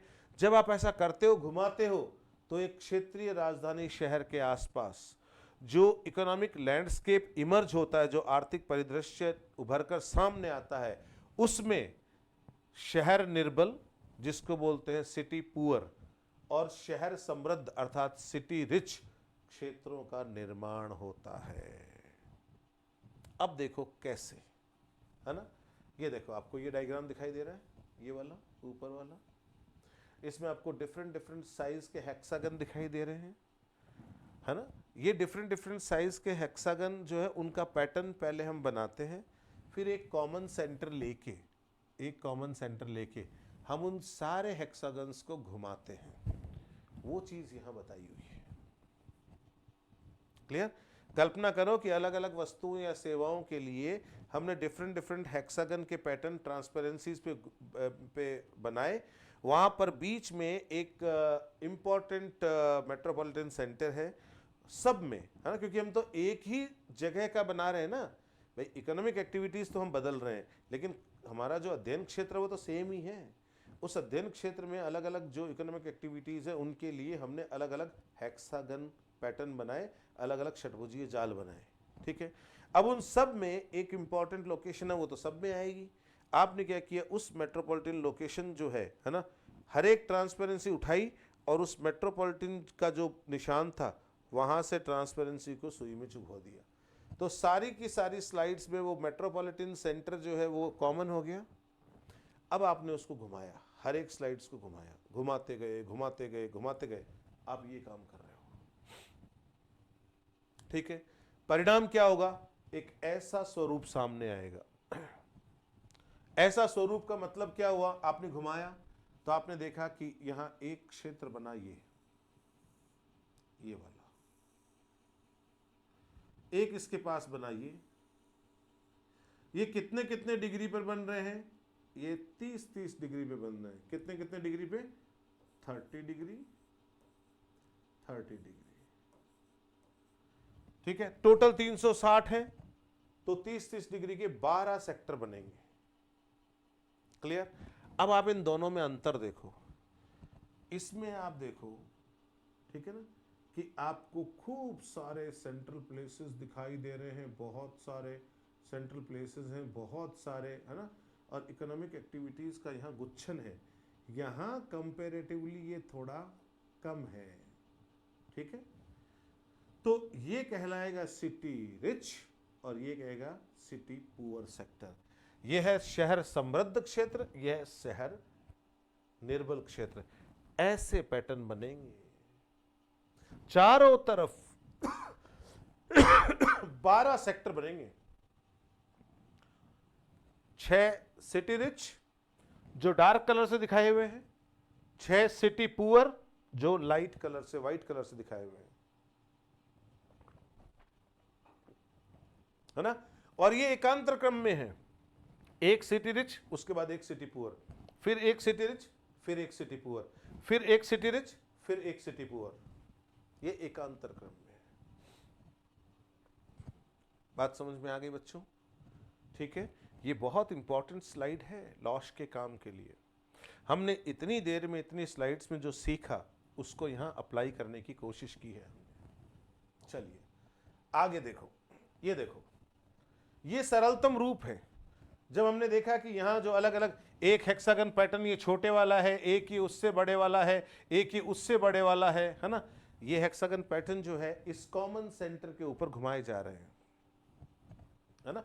कॉमन सेंटर के ऊपर घुमाए जा रहे हैं। ये थोड़ा सिंप्लीफाइड वर्जन है उसका, ठीक है। हम देखो यहां पर हमने इसको थोड़ा सा कॉम्प्लेक्स वर्जन देखा है, ठीक है। यहां हमने देखा कितने सारे ये हेक्सागन है, इनको घुमाया तो देखो यहां पर आप देख रहे हो कि इस भाग में देखो 1 2 3 4, है ना। ये आपके सेंट्रल प्लेसेस आए, ठीक है, अलग अलग हायरार्की के। पर जो सिटी रिच रीजन है उसमें देखो आप कितने सेंटर उसकी बाउंड्री और उसके बीच में है। आई बात समझ में? और इनके सेंटर की ऑर्डरिंग देखो, इसमें जो वैकल्पिक क्षेत्रीय केंद्र भी दिए हुए हैं कोष्टक में, उनकी संख्या देखो आप, ठीक है। तो ये वाला एक सिटी रिच सेक्टर होगा, उसके पास ये सिटी पुअर सेक्टर, और फिर ये सिटी रिच, फिर इसके पास में सिटी पुअर सेक्टर, है ना। तो चारों तरफ क्या होगा चारों तरफ ऐसे 12 सेक्टर बनेंगे। क्लियर? समझ में आ गई बात? ठीक है। अब देखो बेटा, यहां पे जो क्रिस्टॉलर बात करता है वो करता है फिक्स्ड के मान की, स्थिर के मान की। लॉश करता है लचीले के मान की बात, है ना। अब देखो शिथिल के नेटवर्क में केंद्रीय स्थानों का पदानुक्रम, शिथिल के, है ना, अर्थात hierarchy of central places in A relaxed के नेटवर्क। सेंट्रल प्लेस थ्योरी में क्रिस्टॉलर रिलैक्स्ड के वैल्यूज की बात ही नहीं करता, वो केवल फिक्स्ड के वैल्यूज की बात करता है, ठीक है। अब यहां देखो आप, यहां पे कार्यों की स्थिति देखो, यहां जो छोटा डॉट है, केवल छोटा डॉट, यहां कार्य 0, है ना। जहां एक ये सॉलिड डॉट है वहां K3, जहां ये एक सर्कल है बड़ा वहां K4, जहां पर ये ट्राइंगल है वहां K7। अब देखो, अब अलग अलग देखिए, ये एक लोकेशन देखो, है ना, ये वाली, इस लोकेशन को देखो, यहां ट्राइंगल है, ट्राइंगल के अंदर बड़ा सर्कल है, उसके अंदर एक सॉलिड डॉट है, मतलब K3 भी है, K4 भी है, K7 भी है। Clear? But see this, only K7 is there, केवल K7 है। ये जब सारे के सारे हेक्सागन्स को घुमा लिया ना, उसके बाद जो पैटर्न आया है वो पैटर्न है। हम उस पैटर्न की बात करें, क्योंकि घुमाने वाला काम तो हम पिछले स्लाइड्स में सीख चुके हैं, है ना। ये घुमाने के बाद में क्या परिणाम आता है उसकी बात करते हैं। आप इसको पकड़िए, इसमें केवल और केवल एक सॉलिड डॉट और एक बड़ा सर्किल है, बस, ठीक है। अब आप यहां पर इस बात को ध्यान दीजिए कि एक सेंटर है जिसके ऊपर सारे क्रम की इकोनॉमिक एक्टिविटीज हो रही है, और एक दूसरा सेंटर है जहां पर केवल और केवल हायर ऑर्डर की इकोनॉमिक एक्टिविटीज तो हैं, लेकिन लोअर ऑर्डर की इकोनॉमिक एक्टिविटीज जो है वो एब्सेंट है। इस बात को क्रिस्टोलर बिल्कुल स्वीकार नहीं करता। क्रिस्टोलर की थियरी में यह बात कही जाती है कि एक उच्च क्रम का अधिवास कुछ विशिष्ट सेवाओं को तो देता ही देता है, उसके साथ साथ वो अपने निचले क्रम के समस्त अधिवासों की समस्त सेवाओं को भी प्रदान करता है। इस मान्यता को लेकर क्रिस्टोलर चला था। ठीक है, that means a big settlement, a settlement which is high in the hierarchy, serves some specific services, but it also gives all those services which are there in all lower order settlements. लॉश इस बात को नहीं मानता। यहां पर higher order की settlement, higher order की service दी जा रही है, लोअर ऑर्डर की सर्विस नहीं दी जा रही। यहां पर सभी क्रमों की सर्विसेज दी जा रही है। ठीक है, अर्थात डिफरेंट, यहां पर देखो, यहां पर एक सर्कल है और एक सॉलिड डॉट है। इसका मतलब K3 और K7 है, K4 एब्सेंट है। यहां K3, K4, K7 तीनों प्रेजेंट है, यहां केवल K7 है, K3 और K4 एब्सेंट है। इस तरह की जो व्यवस्था है वो स्थिर के सिद्धांत को पूरी तरह से नकारती है। आई मेरी बात समझ में? स्थिर के सिद्धांत में यदि K3 है तो केवल K3 रहेगा। ठीक है, K7 है तो केवल K7 रहेगा, K4 है तो केवल K4 रहेगा। यहां पे आपको एक ही पैटर्न के अंदर सब कुछ दिखाई दे रहा है। ठीक है, और ये इनके सेंटर्स हैं कार्यों की संख्या के आधार पर। ये देखो नीचे दिया हुआ, प्रत्येक अधिवास में कार्यों की संख्या। क्लियर? चलिए, क्रिस्टोलर ने एक कठोर पदानुक्रम का प्रस्ताव दिया था। क्यों? क्रिस्टोलर फिक्स्ड के हायरार्की की बात करता है ना? तो फिक्स्ड के हायरार्की जो है वो रिजिड हायरार्की है ना, जिसमें के का मान 3, 4, 7 पूरी प्रणाली के लिए स्थिर होता है। अर्थात एक जो प्रणाली आपने यदि मार्केट सिद्धांत ले लिया तो पूरे मार्केट सिद्धांत की जो प्रणाली है, जो हेक्सागन सिस्टम है, जो षटभुजीय तंत्र है, उसमें के की वैल्यू 3 ही रहेगी। ये फिक्स्ड के हायरार्की की बात करता है क्रिस्टोलर। ठीक है, लॉश का मानना था कि प्रत्येक वस्तु का अपना विशिष्ट परास होती है। क्यों? इसीलिए लॉश क्या करता है, हर एक वस्तु के लिए एक अलग मार्केट एरिया जो है वो डिटरमाइन करता है ना। किसी के लिए छोटे हेक्सागन का जाल बनेगा, किसी वस्तु के लिए बड़े हेक्सागन का जाल बनेगा। ठीक है, तो लॉश का मानना था कि प्रत्येक वस्तु का अपना विशिष्ट परास व न्यूनतम स्तर होता है ना, और इसलिए इसका अपना स्वयं का षटकोणीय बाजार क्षेत्र या नेटवर्क होता है ना। इसका मतलब प्रत्येक इकोनॉमिक एक्टिविटी जो है ना, चाहे वो वस्तु हो चाहे वो सेवा हो, उसका एक अपना बाजार क्षेत्र होगा, है ना, अर्थात अपना विशिष्ट साइज का एक हेक्सागन मार्केट एरिया होगा। ठीक है, और उसका जाल बनेगा। क्लियर? समझ में आ गई बात? उन्होंने इन विभिन्न आकार, क्योंकि अलग अलग वस्तु या और सेवाएं हैं, उनके लिए अलग अलग आकार के षटभुज का जाल बनेगा, तो उन्होंने विभिन्न आकारों के षटकोणीय नेटवर्कों को एक दूसरे के ऊपर अध्यारोपित किया। मैंने अभी आपको अध्यारोपित करने की पूरी विधि बताई थी ना, कि आपने एक मेट्रोपॉलिटन चुन लिया, ठीक है, जिसको आपने सेंटर ले लिया, ठीक है, और उसको उसके अलोंग आपने सारे के सारे जितने भी जो षटकोणीय नेटवर्क बने, जितने भी हेक्सागन पैटर्न बने, उन सबको आप घुमाओगे। ये बात हमने की थी ना, अध्यारोपित करोगे और घुमाओगे। ठीक है ना। लॉश के अनुसार के का मान स्थिर नहीं होता है ना। क्यों स्थिर नहीं होता, ये मैंने पिछली स्लाइड में समझाया अभी आपको, है ना।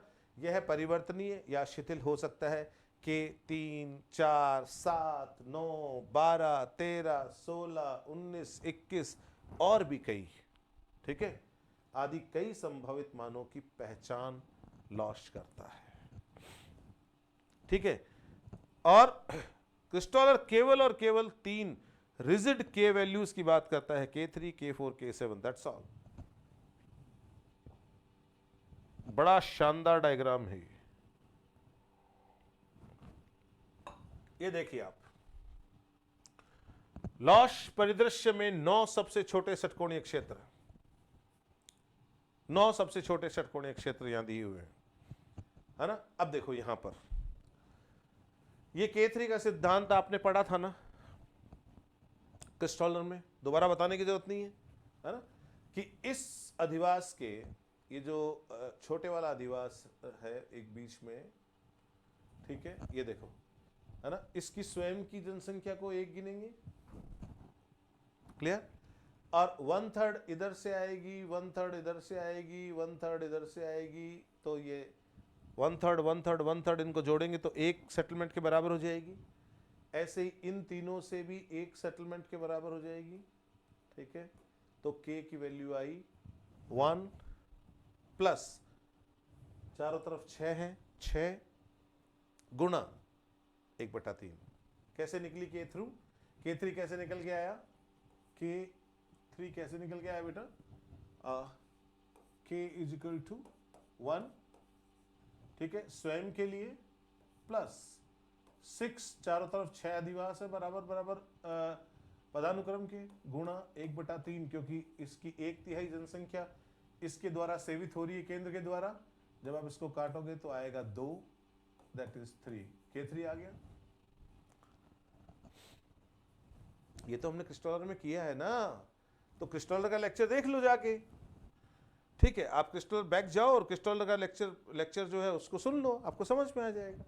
इसी प्रकार देखो यहां पर ये कॉर्नर में है, ठीक है, इनके सबसे नजदीक केवल ये 2 सेटलमेंट है, इधर वाला और इधर वाला, इन 6 बिंदुओं के लिए ये बात लागू होती है, ठीक है। तो इसकी के वैल्यू कितनी आएगी, इसकी के वैल्यू आएगी 1, स्वयं के लिए 1 प्लस 6, 1 2 3 4 5 6 इंटू हाफ, है ना, तो ये कट जाएगा 3, 1 + 3 4, K4 आ गया। इसी प्रकार ये अंदर जो 6 सेटलमेंट है, ये 6 सेटलमेंट, इनके सबसे नजदीक सेंट्रल प्लेस यही है हायर ऑर्डर का, तो ये 6 इसी पे निर्भर होंगे और स्वयं को 1 गिने जाएगा, तो 6 + 1 7। ये तो हमने क्रिस्टॉलर में भी पढ़ा था, ठीक है, ये तो हमने क्रिस्टॉलर में भी पढ़ा था। अब देखो यहां पर ये जो काला डॉट है ना, ठीक है, इसका मतलब ये हुआ कि इसकी पॉपुलेशन 1 से ज्यादा सेंटर्स के बीच डिवाइड होगी, और यदि ये केवल सर्कल है ना, ये होलो सर्कल है, इसका मतलब इसकी जनसंख्या पूरी तरह से एक ही सेंटर पर निर्भर होगी। ये बात बार बार काम आएगी, इसलिए एक बार मैंने बता दी, इसको समझ लो आप, है ना। अब इसके चारों तरफ देखो, ये जो 6 सेंटर अंदर दिखाई दे रहे हैं, है ना, ये छोटे सर्कल्स हैं, होलो सर्कल हैं, 6 के 6 केवल इस सेंटर प्लेस के ऊपर डिपेंडेंट है, क्लियर। तो 6 तो ये हो गया, एक स्वयं हो गया 7, और इसके चारों तरफ ये जो 6 हैं, इसकी 1/3 1/3 मिलती है, तो टोटल मिलेगा कितना 2, तो 7 + 2 कितना हुआ 9, K कितना आ गया 9, ऐसे निकलता है। इसी प्रकार K12, K13, K16, K19, K21 आने वाली स्लाइड्स में बताऊंगा कैसे कैलकुलेट होती है ना। लेकिन एक जो चीज कॉमन है उसको यही समझ लो, ये देखो, ये जो एक सॉलिड डॉट उसके चारों तरफ सर्कल है, ये है सेंट्रल प्लेस, जिसके लिए हम ये के वैल्यू निकाल रहे हैं, है ना, ठीक है। फिर ये जो सॉलिड डॉट है ना, ये जो सॉलिड डॉट है, इसका मतलब है 2 या 3 प्रतिस्पर्धी केंद्रीय स्थानों के बीच साझा किया गया आश्रित स्थान। मतलब जहां भी ये काली डॉट आ गई ना, जैसे आप ये देखो, ये काली डॉट है, ठीक, कोई भी काली डॉट आ गई, इसका मतलब इसकी जनसंख्या जो है वो एक से अधिक सेंट्रल प्लेसेस के बीच में डिस्ट्रीब्यूट होगी, या यूं कहें कि इस सेटलमेंट की जनसंख्या एक से ज्यादा हायर ऑर्डर के सेटलमेंट्स के द्वारा सेवाएं लेंगी, तो डिस्ट्रीब्यूट बढ़ जाएगी उनके बीच में। और यदि ये छोटा सर्किल है ना। आश्रित स्थान पूरी तरह से एक ही केंद्रीय स्थान पर निर्भर, जैसे यहां पर है ना, ठीक है। तो ये पूरी तरह से केवल इस एक ही केंद्रीय स्थान पर निर्भर होगा, बस ये चीज समझ लीजिए, ठीक है। तो ये देखो, ये K3 कैसे आया, K4 कैसे आया, K7 कैसे आया, ये तो मैंने अभी समझाया आपको, ठीक है। मैंने आपको ये भी समझाया K9 कैसे आया। अब मैं आपको समझाता हूं K12 कैसे आया। अब देखो K12 के लिए सेंटर का स्वयं का हो गया कितना, सेंटर का स्वयं का हो गया 1, है ना। अब ये सेंटर का स्वयं का हम क्यों ले रहे हैं, क्रिस्टोलर के लेक्चर में जाके देखना, समझ में आ जाएगा, ठीक है। तो हमने K = लिया 1 प्लस 1 2 3 4 5 6, ये पूरी तरह से एक ही सेंट्रल प्लेस पर आधारित है ना, क्योंकि सब के सब देखो छोटे सर्कल्स हैं, है ना। तो ये आ गया 6 प्लस ये देखो 1 2 3 4 5 6, कितने हैं 6। अब ये 6 के 6 जो हैं, इनकी कितनी जनसंख्या आ रही है साहब, आधी आधी जनसंख्या आ रही है। कितनी आ रही है, आधी आधी जनसंख्या आ रही है। कितनी आ रही है, आधी आधी जनसंख्या। तो ये कितना हो जाएगा, ये हो जाएगा 1/3 जनसंख्या आ रही है ना। तो 3 से 3 काटोगे, ये आ गया 2, तो 1 + 6 + 2 = 9। तो ये डायग्राम यहाँ ये इसको त्रुटि पकड़ना, ये K9 के लिए। अब आ जाओ इस पर, है ना। ये बेटा ध्यान रखना, ये K9, सॉरी, ठीक है, यहाँ K9 होगा। हमने कैलकुलेट करके देख लिया, हमें सोचने की जरूरत ही नहीं है। इस पे देखो आप, इसके लिए कैलकुलेट करते हैं, है ना, इसके लिए कैलकुलेट करते हैं एक सेंटर की स्वयं की, ठीक है। तो मैंने यहां पर इसको कर दिया K = 1, ये स्वयं की, है ना। अब ये चीजें रटने की नहीं है, जैसे जैसे मान लो ये मिसप्रिंट हुआ, मुझे तुरंत पता लग जाएगा। यदि आपको कैलकुलेशन आती है तो आप समझ जाओगे उसको। अब इसके चारों तरफ देखो, है ना, एक यहां पर और आएगा सर्कल, ये मिसिंग है, 1 2 3 4 5 6, ठीक है। तो ये हो गई +6, क्योंकि ये 6 सर्कल है ना, होलो सर्कल है, पूरी तरह एक ही सेंट्रल प्लेस पर निर्भर है, इसलिए पूरी जनसंख्या उसी पर निर्भर होगी। 6 जुड़ गए।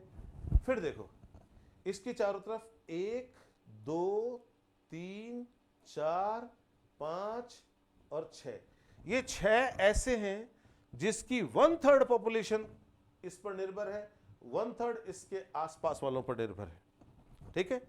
1/3 एक पर, 1/3 एक पर, 1/3 एक पर, तो ये आ गया गुणा 1/3 प्लस ये जो 6 सेटलमेंट है, एक यहां डॉट भूल गए, है ना, 2 3 4 5 6, जो षटभुज की भुजाओं के बीच में है ना, जो हेक्सागन के जो एजेस हैं उनके सेंटर पे है, उसकी हाफ ऑफ द पॉपुलेशन इधर आएगी, हाफ ऑफ द पॉपुलेशन इधर जाएगी, ठीक है। जो सिरों पर होता है वर्टिसेस के ऊपर, उसकी 1/3 पॉपुलेशन आती है ना, और जो एजेस के मिडिल पॉइंट पे होता है उनकी हाफ पॉपुलेशन आती है। ये क्रिस्टोलर के लेक्चर में मैंने बहुत डिटेल में समझाया है, इसलिए रिपीट नहीं कर रहा हूं। तो +6 × 1/2, ये इससे कटा आया 2, ये इससे कटा आया 3, एक जगह गलती कर दी हमने, ये जो अंदर वाले 6 हैं वो भी तो जुड़ेंगे, है ना, उसको और जोड़ना है, ठीक है, +6 और करना है अंदर वाले, 1 और 6 7 और 2 9 और 3 12, तो K की वैल्यू कितनी आ गई 12। आई बात समझ में, कैसे आई 12? बहुत आसान है, बहुत ही आसान है, ठीक है। यहां 13 कैसे आई, इसकी स्वयं की 1, और ये 12 जो है 1 2 3 4 5 6 7 8 9 10 11 12, ये सारे के सारे षटभुज के अंदर हैं, सब के सब क्या हैं, होलो सर्किल्स हैं, सब केवल और केवल इस एक ही केंद्र स्थल पर निर्भर है, इसलिए आएगा K1 + 12 दैट इज 13। आ गई बात समझ में? चलिए अब देखो इसी प्रकार K16 कैसे आया, ये देखो 3 दूनी 6, 3 तिया 9, 3 चौक 12, 12 तो पूरी तरह से इसके ऊपर निर्भर है और एक स्वयं का हो गया, 13 हो गए। 13 और आधी आधी जनसंख्या इनकी निर्भर है चारों तरफ, 6 है ये, तो आधी आधी होगी तो 3 हो जाएंगे, ठीक है।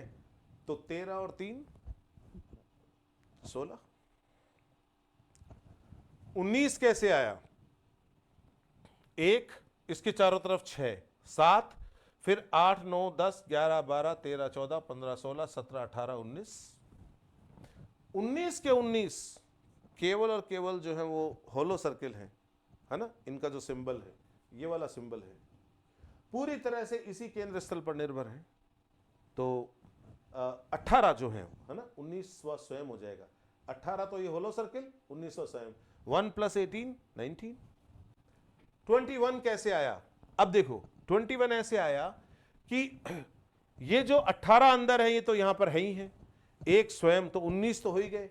अब ये किनारों पर 6 और है जहां से 1/3 पॉपुलेशन आती है, तो 6 × 1/3 = 2, वो 19 में और जुड़ जाएगा, तो 19 और 2 21। इस तरह से ये के हायरार्की कैलकुलेट होती है, ठीक है, समझ में आ गई बात। इट्स वेरी इजी, बहुत आसान है। अब देखो लॉशियन आर्थिक परिदृश्य की बात करते हैं, है ना, द लॉशियन इकोनॉमिक लैंडस्केप की बात करते हैं। देखो बताओ, लॉश विभिन्न के मानों की बात करता है ना, विभिन्न के मानों वाले षटकोणीय जालों को आपने देखा, इनको एक दूसरे पर अध्यारोपित करने और एक सामान्य केंद्र के चारों ओर घुमाने से एक जटिल और अधिक यथार्थवादी आर्थिक परिदृश्य का निर्माण होगा। बताओ ये जो डिफरेंट के वैल्यूज के साथ में जो पैटर्न्स नजर आएंगे, इन पैटर्न्स को यदि आप कॉमन सेंटर के चारों तरफ घुमाते हो, ओवरलैप करके घुमाते हो, तो एक कॉम्प्लेक्स इकोनॉमिक लैंडस्केप बनकर सामने दिखाई देगा या नहीं देगा? बिल्कुल देगा। तो जो लॉश का इकोनॉमिक लैंडस्केप है वो जटिल है और वास्तविकता के काफी करीब है। जो इकोनॉमिक लैंडस्केप क्रिस्टॉलर बताता है वो सरल जरूर है लेकिन वास्तविकता के करीब नहीं है। आई बात समझ में?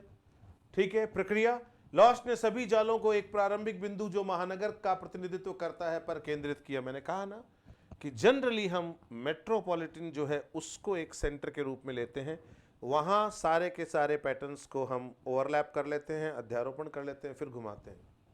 तो लॉश ने सभी जालों को एक प्रतिनिधि या प्रारंभिक बिंदु जो महानगर का प्रतिनिधित्व करता है पर केंद्रित किया। फिर उन्होंने उस बिंदु के चारों ओर सभी जालों को तब तक घुमाया जब तक अधिकतम संख्या में षटकोण संपाती, है ना, या सन्निपतित, है ना हो जाए, मेल ना खाने लग जाए, अधिकतम सेंट्रल प्लेसेस ओवरलैप ना कर जाए। ये दोनों स्थितियां जहां मिली वहां रोका तो क्या हुआ? चारों तरफ 12 सेक्टर्स बने, चारों तरफ 12 सेक्टर्स बने 30-30 डिग्री के अंतराल पे, है ना, क्योंकि टोटल जो चारों तरफ का जो कोणीय जो दूरी होती है वो कितनी होती है? 360 डिग्री। 360 डिग्री को बराबर 12 भागों में बांटोगे तो वो 30-30 डिग्री के सेक्टर बनेंगे, खंड बनेंगे। 3 सिटी रिच होंगे, 3 सिटी पुअर होंगे। कैसे बनेंगे ये भी बता दिया मैंने, ठीक है। तो शहर समृद्ध अर्थात सिटी रिच और शहर निर्बल अर्थात सिटी पुअर क्षेत्र बनना, है ना, कैसे बनेंगे? ये जब हम घुमाएंगे इनको, है ना, और जब हम देखेंगे कि कहाँ मैक्सिमम हमारे हेक्सागन्स और हमारे जो सेंट्रल प्लेसेस संपाती हो जाते हैं, ठीक है, तो हम देखेंगे कि 30 डिग्री के 12 क्षेत्र बनकर हमारे सामने आ जाएंगे। इसमें से 6 तो होंगे सिटी रिच शहर समृद्ध और 6 होंगे सिटी पुअर, है ना, शहर निर्बल, ठीक है। दो शहर समृद्ध है, ये वे क्षेत्र हैं जहां बड़ी संख्या में केंद्र स्थल पाए जाते हैं, ठीक है, और परिवहन मार्ग जो है उनका भी अच्छा संकेंद्रण पाया जाता है। यहाँ अधिकतम मांग की स्थिति देखने को मिलती है, यह उद्योगों के संकेंद्रण के लिए आदर्श स्थान है। तो जो सिटी रिच रीजन है वहां नंबर ऑफ सेंट्रल प्लेसेस ज्यादा है, ट्रांसपोर्ट नेटवर्क बेटर है, इकोनॉमिक एक्टिविटीज ज्यादा हो रही हैं, ठीक है, उद्योगों का संकेंद्रण वहां अच्छा है, मांग अधिकतम है, ठीक है, इसीलिए कहा गया है सिटी रिच। जो सिटी पुअर है, शहर निर्बल क्षेत्र जो एकांतर क्रम में है, हर एक शहर समृद्ध के बाद एक शहर निर्बल खंड आता है, ठीक है, यह शहर समृद्ध क्षेत्रों के बीच स्थित है। यहां पर बस्तियां और सेवाएं विरल है, कमजोर है। क्लियर? अब देखो, यह व्यवस्था जिसे लॉशियन आर्थिक परिदृश्य कहा जाता है, ये जो आपने देखा 6 सिटी रिच 6 सिटी पुअर, है ना, जो सेक्टर्स दिखाई देते हैं, है ना, ये जो इकोनॉमिक लैंडस्केप बनता है इसको लॉशियन इकोनॉमिक लैंडस्केप कहते हैं, ठीक है। क्रिस्टोलर के समान रूप से वितरित बस्तियों के प्रतिरूप के विपरीत यह एक अधिक यथार्थवादी, ज्यादा रियलिस्टिक है, असमान वितरण को दर्शाता है, ठीक है ना, प्रतिरूप को दर्शाता है। This depicts more realistic and non uniform distribution pattern. Clear है ना? यूनिफॉर्म नहीं है ना, अरे यूनिफॉर्म होता तो ये 6 अलग अलग तरह के सेक्टर्स थोड़ी बनते भाई।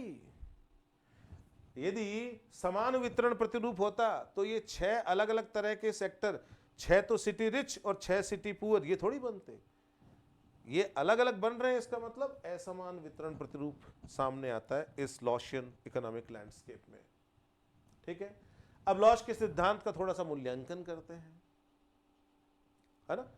लॉश के सिद्धांत में जो गुण है वो क्या है? नंबर 1, ये क्रिस्टोलर से ज्यादा रियलिस्टिक है ना, वास्तविकता के करीब है। परिवर्तनीय के मानों और शहर समृद्ध और शहर निर्बल क्षेत्रों की अनुमति देकर लॉश का मॉडल क्रिस्टोलर की तुलना में बस्तियों के वास्तविक विश्व वितरण के काफी करीब है। तो ये एक इसकी स्ट्रेंथ हो गई, मजबूती हो गई। नंबर 2, मांग का महत्व।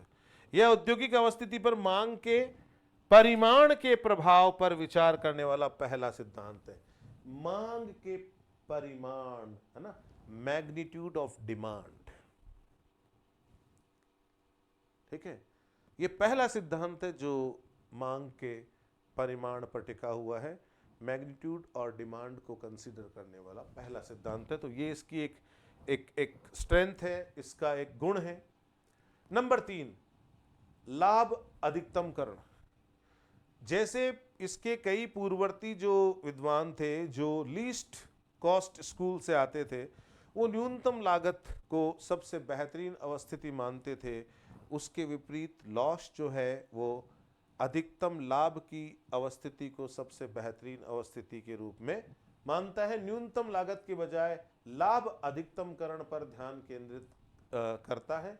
उद्यमियों का वास्तविक उद्देश्य को यह बेहतर ढंग से दर्शाता है। तो यह इसकी एक और क्या है? मजबूती है इस सिद्धांत की। चौथा, कम कठोर पदानुक्रम। अरे ये तो कठोर पदानुक्रम की बात ही नहीं करता, ये तो वेरिएबल के की बात करता है। लॉश का पदानुक्रम कम कठोर है और एक निरंतर अनुक्रम जैसा दिखता है, जिसमें समान आकार की बस्तियों के अलग अलग कार्य हो सकते हैं। समान आकार की बस्तियों के अलग अलग कार्य हो सकते हैं। मैंने डायग्राम में आपको दिखाया भी था, जहां मैंने एक ट्रायंगल दिखाया, एक बड़ा सर्कल दिखाया, एक सॉलिड डॉट दिखाई। कहीं पर समान आकृति की बस्ती में ये तीनों भी मिल सकते हैं, कहीं पर केवल 2 मिल सकते हैं, कहीं पर केवल और केवल ट्रायंगल मिल सकता है ना। आलोचनाएं, है ना, क्या कमियां थी? नंबर 1, अत्यधिक जटिल और अमूर्त, है ना, बहुत ज्यादा कॉम्प्लेक्सिटी है, एब्स्ट्रैक्ट जैसा है, अमूर्त है ना। सिद्धांत को समझना बहुत मुश्किल है, बहुत ज्यादा कॉम्प्लेक्सिटी है सिद्धांत के, बहुत जटिलता है। वास्तविकता को परिलक्षित करने के चक्कर में सिद्धांत जटिल होता गया, है ना। इसे समझना और अनुभवजन्य रूप से परीक्षण करना बहुत कठिन है। और क्योंकि हम इसकी एम्पिरिकल टेस्टिंग नहीं कर सकते, इसीलिए कहा है अमूर्त, है ना, एब्स्ट्रैक्ट रूप में, है ना। हम इसका अनुभवजन्य रूप से परीक्षण जो है वो करने में हम असफल हैं। ठीक है, बहुत ही कठिन है। अवास्तविक मान्यताएं, ये बात तो सही है। हमने देखा था ना कि क्रिस्टोलर की तरह लॉश भी बहुत सारी मान्यताएं ऐसी लेकर चलता है जो वास्तविक जगत में नहीं मिलती। चाहे वो समरूप सतह की बात हो, चाहे कच्चे माल का सम वितरण की बात हो, चाहे जनसंख्या के सम वितरण की बात हो, है ना, मांग की दूरी के साथ लगातार अनुपातिक रूप में घटने की बात हो, ये सब जो है ये अवास्तविक मान्यताएं हैं। ठीक है, तो ये सिद्धांत जो है वो अवास्तविक मान्यताओं पर टिका हुआ है, ये इसकी एक कमजोरी है। मांग पर अत्यधिक जोर, बहुत ज्यादा डिमांड ओरिएंटेड थ्योरी है ये, है ना। सिद्धांत उत्पादन लागत में स्थानिक भिन्नताओं की उपेक्षा करते हुए, ठीक है, मांग पर अत्यधिक जोर देता है। ये बेसिकली जो स्पाशियल वेरिएशंस होते हैं, है ना, जो प्रोडक्शन कॉस्ट में आते हैं, ये उनको इग्नोर करता है। ठीक है, और ये इसका पूरा फोकस रहता है दैट इज ऑन डिमांड। ये पूरी तरह से मांग आधारित है, मांग पर जरूरत से ज्यादा जोर देता है। ठीक है, फिर देखो अनुभवजन्य साक्ष्य का अभाव। ठीक है, वास्तविक दुनिया में लॉश द्वारा परिकल्पित सटीक पैटर्न को खोजना लगभग नामुमकिन है, लगभग असंभव है। तो ये बहुत बड़ी कमी है कि हमें इसके अनुभवजन्य साक्ष्य जो है वो नहीं मिल पाते हैं। आई मेरी बात समझ में, है ना, ये बड़ा मुश्किल है। तो हमने लॉश की सिद्धांत के गुणों को भी देखा और अवगुणों को भी देखा। अब हम बात करेंगे लॉश और क्रिस्टोलर के सिद्धांतों के कंपैरिजन की, लेकिन क्योंकि ये लेक्चर ऑलरेडी 1 घंटा और 45 मिनट के आसपास हो चुका है, 40-45 मिनट का, अब इस लेक्चर को और आगे खींचना ये कोई बुद्धिमानी का काम नहीं है। ये सिर्फ 25 मिनट से 30 मिनट की बात हमें और करनी है। बेहतर हो कि हम इसको एक अलग से वीडियो में कर लें, इसको हम पार्ट 1 के रूप में देख लेंगे और वो कंपैरिजन को हम पार्ट 2 के रूप में देख लेंगे। ठीक है, लेकिन अब इसको पूरा करना जो है वो थोड़ा सा न्यायोचित नहीं होगा। आज के लिए बस इतना ही, फिर मिलेंगे। Thank you very much.